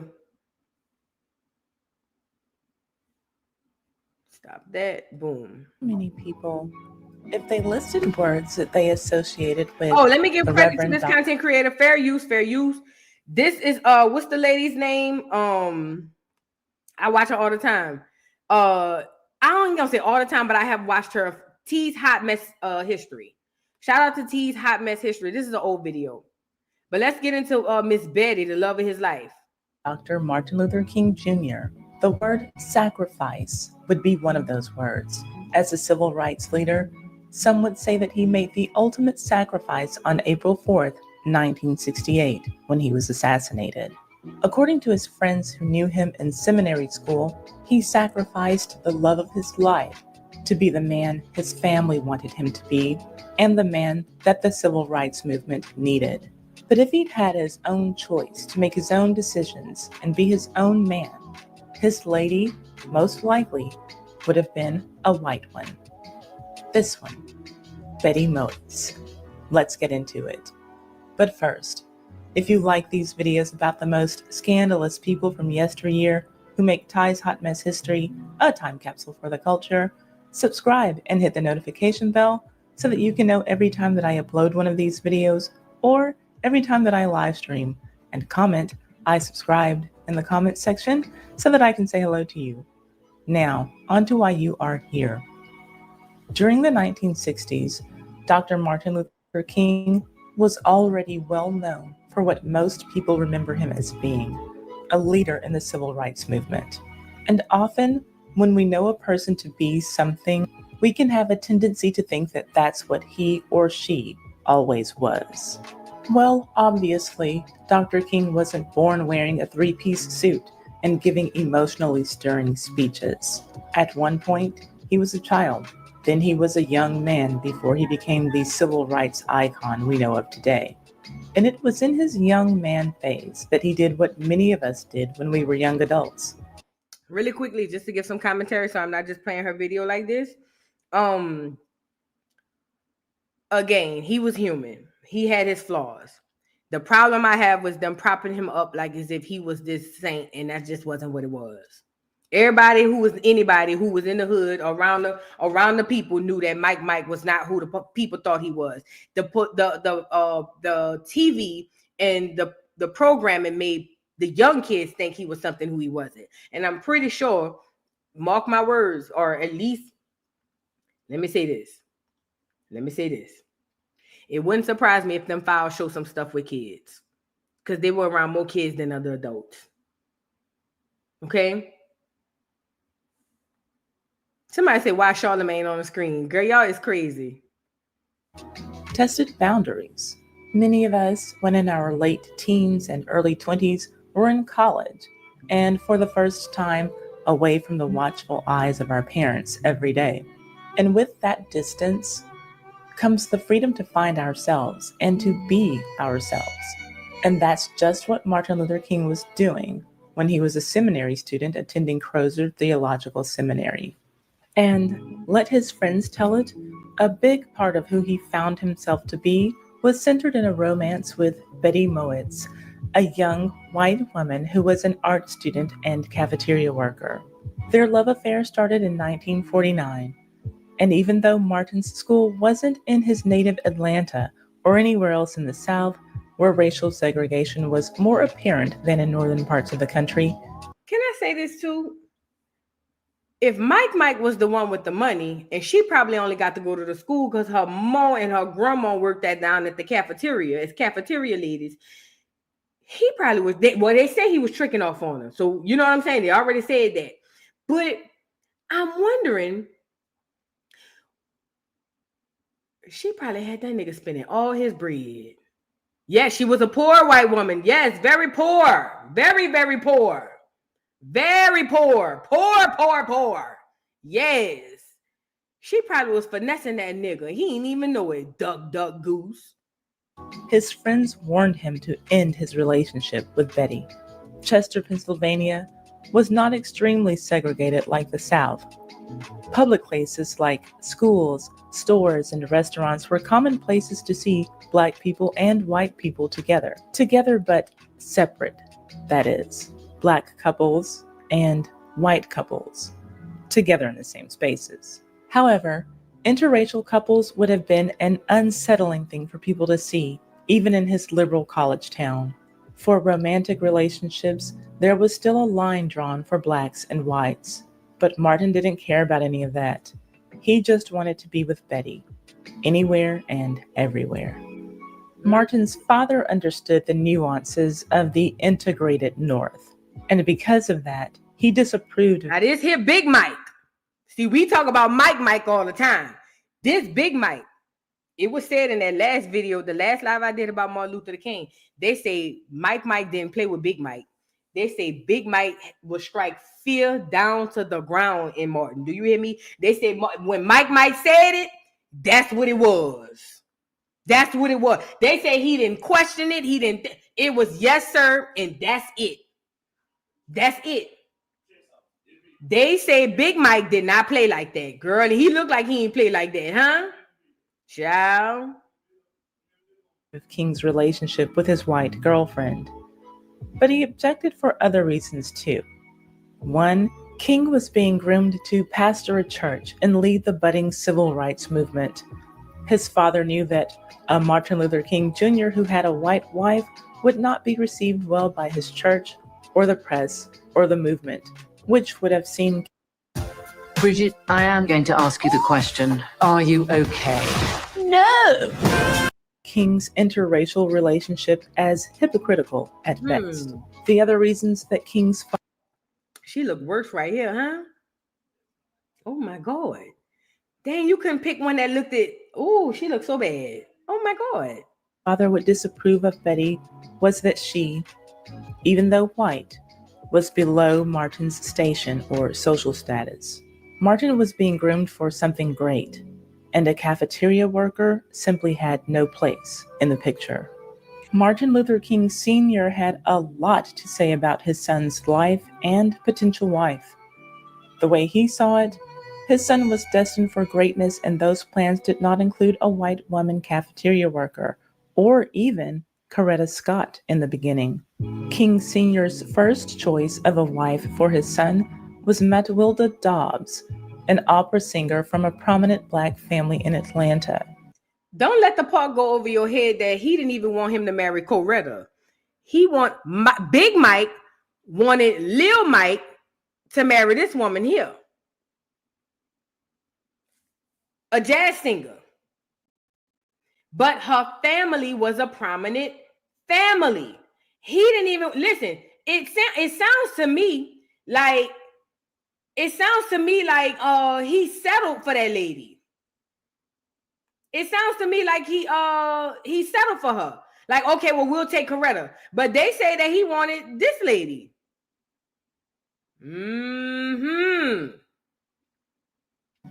But that's a story for another day. So, we know what Martin Luther King Jr.'s father thought about his interracial. She's beautiful too, mind you. She is gorgeous. She is gorgeous. That is an Indian right there. That ain't no African there. I don't care what y'all see. That's a beautiful woman. Racial love story, but maybe he was just too old to understand. Why Mike always posing like he a hood nigga? Y'all ever notice that? In a lot of Mike poses, even in his school pose, he posed like a hood nigga. Y'all ain't never know. Don't niggas still pose like that? Mike stayed posing like a hood nigga, huh? You got to stop, Mike. What about King's friends? What did they think about him and Betty? Before I go on, I can already imagine the comments. Ty, where are the rest of the pictures of Betty? Why are you only using these few? Or, better yet, Ty, I googled Betty and I saw another picture. Why aren't you showing her pretty pictures and making her look all homely? And I get it. There are not a lot of photos of Betty available because she was not a public figure. And if you Google Betty Moitz, you will likely see a page that looks kind of like what I saw, that repeatedly includes this woman's face. If you read articles about King's interracial relationship, specifically the one that he had in college, you will likely see her face there too. Well, just to set the record straight, for the sake of this woman's legacy and her family. Yes, and more yeses. Hey, wait, Ayula, sorry. I ain't seen you in so long. Hey, girl. Yes, and more yes. Yes, I believe his mother was sacrificed. Absolutely. They heavy deep in that Freemasonry stuff. Yes, I can't say it no more than that. Yes, and yes, sir. Abso-freaking-lutely. Yes, I do. That's my conspiracy theory brain, though. You know what I'm saying? So, and it wouldn't surprise me if the daddy was the one to get her up out of here. You feel me? So, yes. And if you understand Freemasonry, and you understand rituals, and you understand and he was an alpha D9. Come on, man. What's up? Yeah. If Daniel keeps spamming somebody, one of my mods, can y'all get him up out of here? I'll get him if y'all don't. If he keeps spamming, I don't want him interrupting the thing. Her name is Betty Moritz, not Moitz. According to her memorial page, the love of her life was a doctor and a junior, but not Dr. Martin Luther King Jr. Her husband was Dr. Edward Moritz Jr. So I promise, I'm not trying to show King's white girlfriend in a bad light. She really looked the way she looked. Now, back to King's friends. According to Reverend Pius J. Barber, who was a friend to King in his seminary days, MLK was idealistic, and the fact that he couldn't be with Betty left him, quote, a man with a broken heart. And just how did King get over his broken heart? As claimed by Reverend Barber, quote, he never recovered. End quote. Girl, Mike had a brother and a sister. That's what I'm saying. They don't tell us. They didn't teach us. Mike had a brother and a sister. Girl, yes, ma'am. I'm going to go get his brother. Let me go find his brother. King went to an older married friend named Horace Whitaker for advice about his relationship. Here's what he said about it. Quote, "They were very serious, although he was young. I'm not saying he wasn't mature enough for that kind of experience, but I remember talking to him about that kind of marital situation, and we had talked about it from the standpoint that if he intended going back to the South and pastoring at a local church, that might not be an acceptable kind of relationship in a Black Baptist church, and I think he would be valuing that in light of whether or not it was a workable situation, knowing his own particular sense of call." End quote. Another of King's friends, Marcus Wood, said, quote, "King used to go over to their house quite often to see her. I supposed he thought that, here I am out of the South now, and not back home, out in the open, nothing illegal, a free place. Sure, I can go over and talk to this white girl." King was extremely fond of her. He was also rather proud of the fact that he was able to socialize openly with a white girl. Y'all get the likes up, get the likes up, get the likes up, get the likes up, please and thank you. The way that this friend put it, it makes it sound as though King was just as, if not more, infatuated with Betty's whiteness than Betty herself. How do you perceive it? Let me know in the comments section. King was telling his friends that he planned on marrying Betty. To that, Marcus Wood said, "They will kill you. They'll hang you up on a pole. The prejudice is too heavy in the South for a Black man to marry a white woman." End quote. According to Marcus, King's response to that was, quote, "This is where I'm wanted, where I'm needed. I want to tell the Southern man to wake up. It's a new day coming." End quote. Marcus also said that, quote, "The more we warned ML that marriage was out of the question, especially if he hoped to become a pastor in the South, the more he refused to break off the potentially controversial relationship." End quote. Records of these conversations are what call into question King's motive for fighting. Was he fighting for the equality of Black people, or was he fighting for Black men to have access to white women? So, just how did Martin meet this lady who stole his heart? In the kitchen of his college campus where Betty worked, the two struck up a conversation, and a few months later, they were a couple, dating out in the open with serious intentions for each other. Now, as for the details of the relationship between Martin and Betty, I have to credit author Patrick Parr, who really did some amazing in-depth research for his book called The Seminarian, Martin Luther King Jr. Comes of Age. He tracked down Betty after years of searching for her. Here is some of what she told Patrick Parr in their interview. One source says that his interview with her was the only interview she ever gave. I will admit that I saw a write-up in an old newspaper for a BBC broadcast of something called Reputations, Dr. Martin Luther King, that was said to have input from Betty. Perhaps that information was from Parr's interview as well. Either way, Betty's interview with Parr was rare, if not the only one. In it, she said, quote, "We were madly, madly in love, the way young people can fall in love. I listened and he'd just talk and talk. He was wonderful, a joy to be with and listen to. One thing that ML knew at 19 was that he could change the world." End quote. ML. That is what his friends and Betty called Martin Luther King Jr. ML was as... She was calling him the nickname that the family called him. What's up? You know that was the one she calling him by the nickname. What's up? Girl. As public as he could possibly be with his relationship with Betty.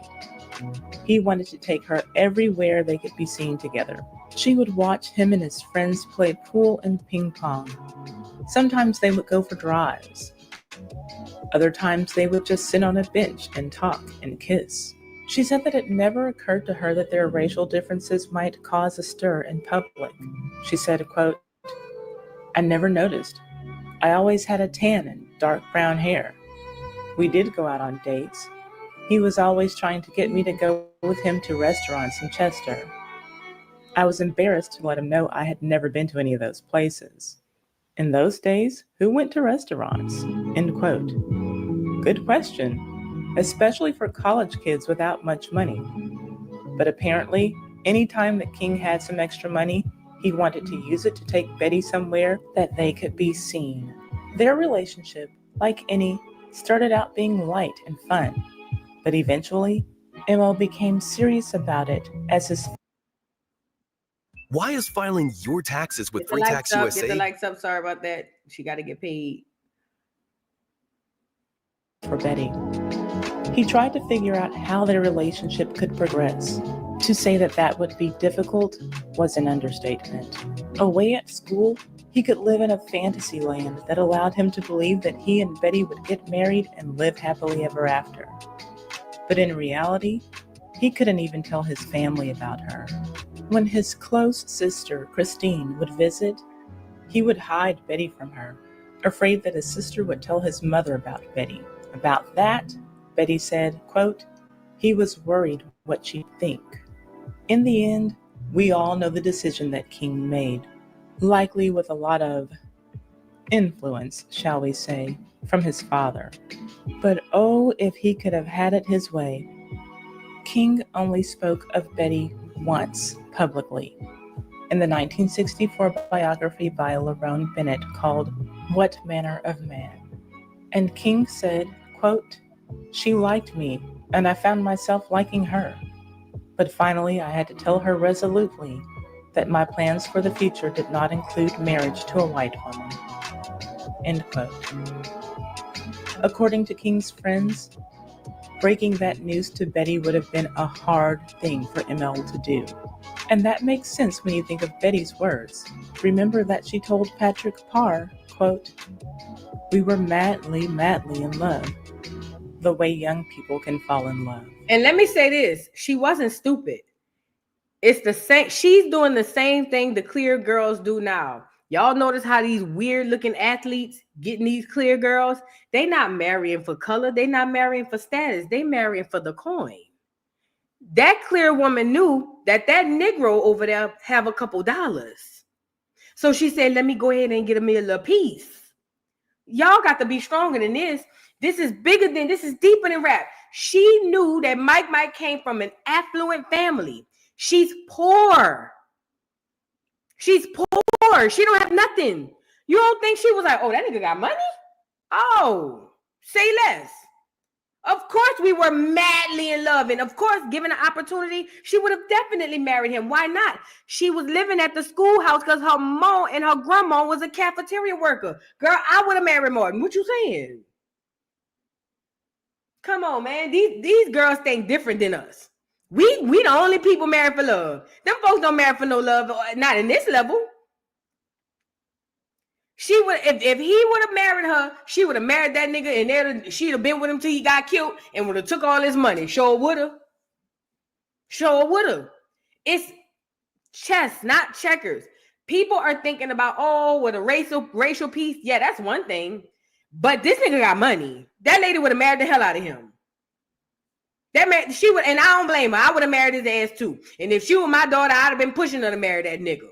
Because we need to get out the high school, out the college, so we can get us a place at some point.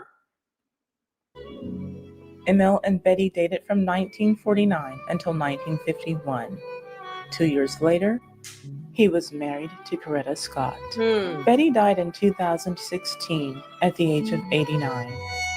Do you know who else married a black woman when he really wanted to marry a white woman? Sammy Davis Jr. I published... That don't surprise me. He a bootleg. He always been a bootleg. But listen, this is what I'm trying to tell y'all. Y'all gotta peep this out.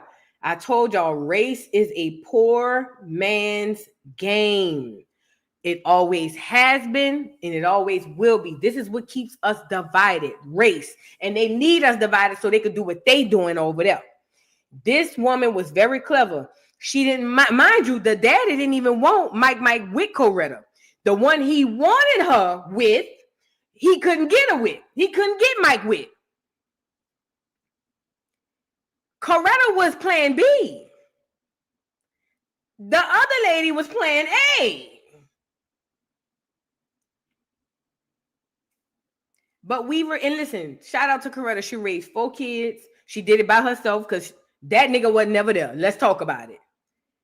She did it by herself because he was never there. So I will always give her props. But I think we deify Coretta too much too. Coretta was just an average woman. She was a woman. That's it. I don't know why we praising Coretta. Like, what did she do other than bear them kids? Had them children, they didn't even know their daddy. He barely was there. He barely was there for the kids. We got to call it a thing. Listen to what I'm saying. The things went the way they went because under the control of the people who wanted to absolutely control the situation, they wanted to go another way. The white girl wasn't going to never be the woman because at the end of the day, she's white and it will hurt the cause.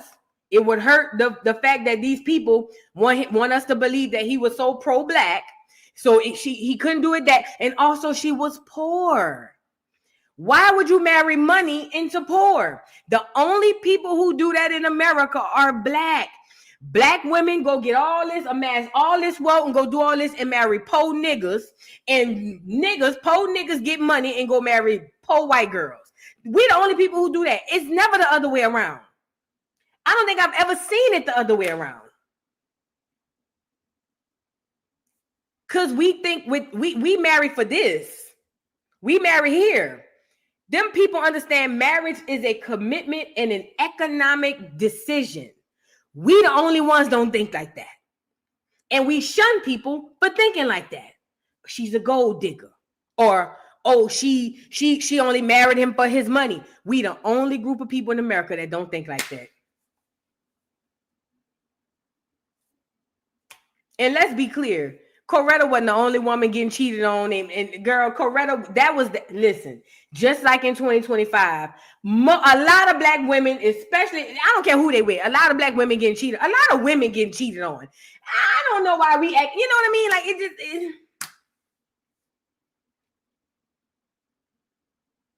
just, the daddy said she was too poor and white. So no, you can't marry her. And that was that. Betty Moritz, that's her name. The love of his life, and they dated for 2-3 years. Girl, bye. That man was in love with that lady.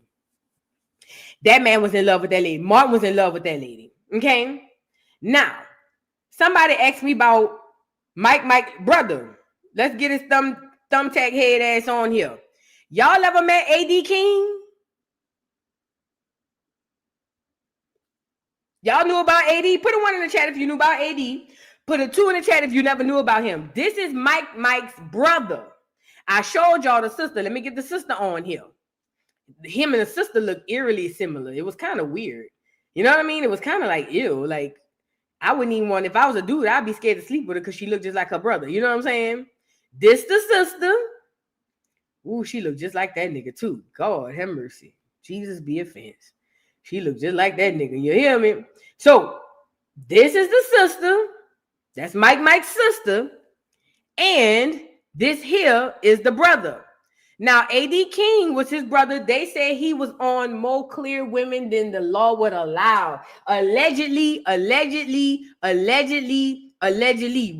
I say what I'm about to say. Allegedly. They said that Martin would witness the brother doing some heinous things to women. And he would laugh. Allegedly. They also said that the brother was caught at the motel with a clear prostitute who he said had stole his money. And they say when they called Mike to go over there and investigate, Mike was over there laughing. Allegedly. Okay? Allegedly. Now he was unalived. The brother was. He was unalive. They say he drowned. Y'all know how that goes. You seen what happened to the last security guards? They say he drowned.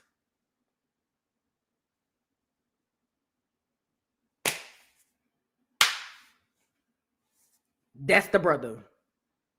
A.D. King. Matter of fact, I might do a video or a live on him or something like that. Yeah, it's giving sacrifice teas to me, Mrs. Higgins. Absolutely. It's giving, you know, but I'm a conspiracy theorist. So you know what I mean? But that's the brother A.D. King. We'll talk about him another time. Yes, ma'am. The mom and the brother. Because guess what? Him and his brother was like this. So the brother knew a lot. So it wouldn't surprise me if they say, get him up out of here too. Get him up out of here. Him and his brother. He knew everything. Martin knew everything about his brother AD, and AD knew everything about his brother. Come on, man. Allegedly. Allegedly. Allegedly. Drowned. Allegedly. They say that nigga was colder than Michael Phelps in the water, but he drowned. Allegedly.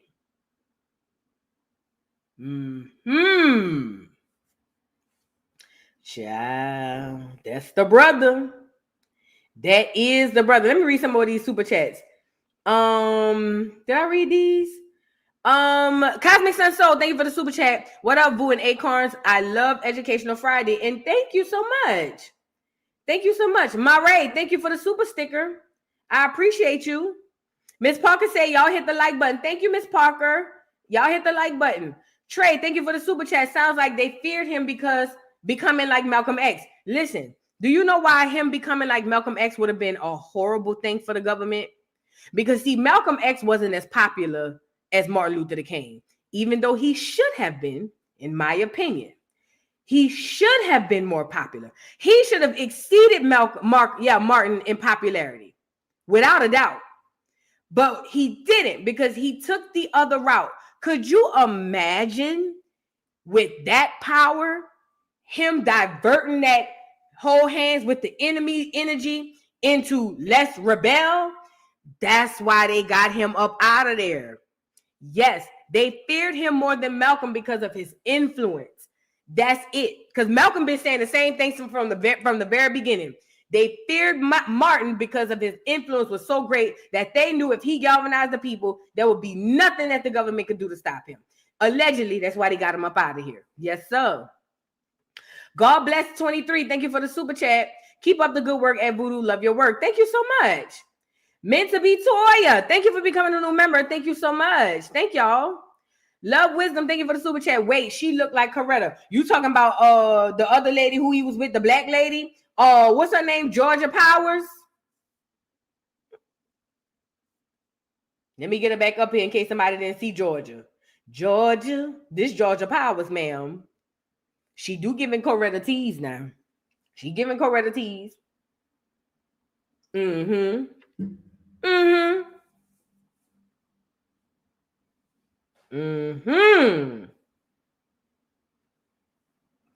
Yes, she is. Thank you for the super chat. Thank you for the super chat, Miss Parker. Hit the like button. Yes, y'all please hit the like button, please. It's free. Thank you for the super chat, Felicia Renee. She says, thanks, baby sis. I would be so mad right now if I still owe student loans. The lies we've been told and taught in school. Felicia, listen, don't get me started, girl. I was a history buff. I went to college and took every single piece of history I could find. All to find out them people played in my face. And not only did they play with my face, have me paying all this money, taking out student loans and all of that. It was all a lie. It was all a lie. Guys, it was all a lie. She lied. Girl, I want to go back to the bursar's office and windmill on everybody in there. Do you hear me? I would like to go back to the schools that I attended and windmill on every single soul in that doggone building. They lied to me, and I'm getting free education. Girl, don't even get me started. I'm getting triggered. Yes, thank you, Felicia Renee. Rochelle, thank you for the super. Thank you, Titi, for the super chat. Hey, boo, thank you for Educational Friday. P.S. Another plane down in Philadelphia neighborhood. I just was looking up that when we was watching that video. I'm going to get into it some more, and we'll talk about it tomorrow. I'm going to have to go live on this channel and the other channel because I want to talk about some tea stuff, too. But, yeah, we will discuss it. We'll discuss it tomorrow. I'm gonna have to go live on the weekend on the Voodoo Doll TV channel because we gotta discuss what's going on. Thank you so much, TD. I appreciate you. William Gaskin, thank you for the super chat, a super sticker. I'm sorry. Thank you, William. Beautiful, handsome. Thank you, Nakisha, for the super sticker. I appreciate you. Thank you so much. Love Wisdom, thank you for the super chat. I love Educational Fridays. You know I love it too. Yes. Ayula, thank you for the super sticker. Thank you so much. Y'all know I view Educational Friday like I'm spilling tea, history tea though. Spill history tea. It's different for me. That's how I be looking at it. But thank you so much, Ayula. Love Wisdom, thank you for the super chat again. It's like, remember the Titans when the team got when the team got along at the college, but didn't want to face the reality outside. Yes. That's the divide and conquer thing that they keep on us so that we won't get together and really realize that it's not about race, really. It's really about them playing on all of us. Even though some things are about race, a lot of things are actually about race when you think about it. But yeah, they feared that type of unity. They absolutely feared it. Talise, thank you for the super chat. Boo, we got to tell the boys if they can't use your comb, don't bring them home. Oh, that's an old school tea there. If you can't use a comb, if she can't use your comb, don't bring her home. I remember that, girl. That's old school. Thank you, Lit Tea Talks for the super sticker. Thank you so much, Lit Tea Talks. Talise, thank you for the super chat. AD is Angela Stanton King godmother's father? Her godmother. Oh, that's the lady who found her when she got out of prison. And she said the lady had came to her and started helping her, and that turned out to be her godmother. Listen, all this shit connected, y'all. All of it's connected, Talise. All of it's connected. Child. Thank you so much, TL, for the super chat. I went to college in Iowa. All the white girls had husbands by senior year. White people send their daughters to college for husbands. Ours go for degrees. Facts. And you know what I want to get into next week? I'm so glad you brought that up, TL, the feminist movement. Black women in the feminist movement and how we got here. Because remember, even in the 90s, we were saying, that's not our story. That's not what we trying to do. That's them clear people. We were saying that back then. But for some odd reason, we got caught up in the rapture from the social media. And I hear more black women talking feminism talks as if we benefit in any way, shape, or form from feminism. Man, watch out. Watch out. Yeah, that's the lady Elvita King. Okay, yeah, thank you, Talise. Yay, that's his daughter? Ooh. The connections run deep, huh? The connections run deep. Child, with that being said, y'all, what y'all think about this, all this tea? Nakia, thank you for the super chat. Nakia Duggan, is that how you say your name? I flew in here so fast when I seen this topic. Keep dropping the gems, Boo. Keep educating, beautiful. Thank you so much. Thank you. I just thought, you know what I'm saying, that we should talk about the stuff that we not talked about. Everybody talk about the great things, and some things were great. But, you know, we got to talk about the other side too. You know what I'm saying? But we need to talk about this feminism. I want to get into this. Feminism was a part of the, hey, Shine. Feminism was a part of the civil rights movement as well. And that was also hijacked by a clear woman. Girl, this shit runs deep. We need to just run a whole thing on the civil rights movement because this is a lot. It's so much, man. When you start peeling back the layers of this onion, it hit way different. Way. None of it was never our movement. The civil rights movement wasn't our movement. The feminist movement wasn't our movement. None of this belonged to us. We got played. Y'all. You don't like to admit it, but we got played. Shout out to Mike though. We'll get into his name, and we'll next week we'll do the feminist movement and the civil rights and all of that.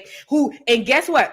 Lil T, I want to drop on y'all too. Did you know that the way they were able to tether onto our feminist movement, not even our feminist movement, the way that the clears were able to tether onto our struggle and create something for themselves was, remember back in the 50s and the 60s, one Fannie Lou Hamer, amongst many other black women, were getting sterilized as they go to doctors for normal procedures, and they didn't know. They were literally giving women damn near hysterectomies and sterilizing them so they couldn't have kids, and they wouldn't tell the women. Well, and these are black women.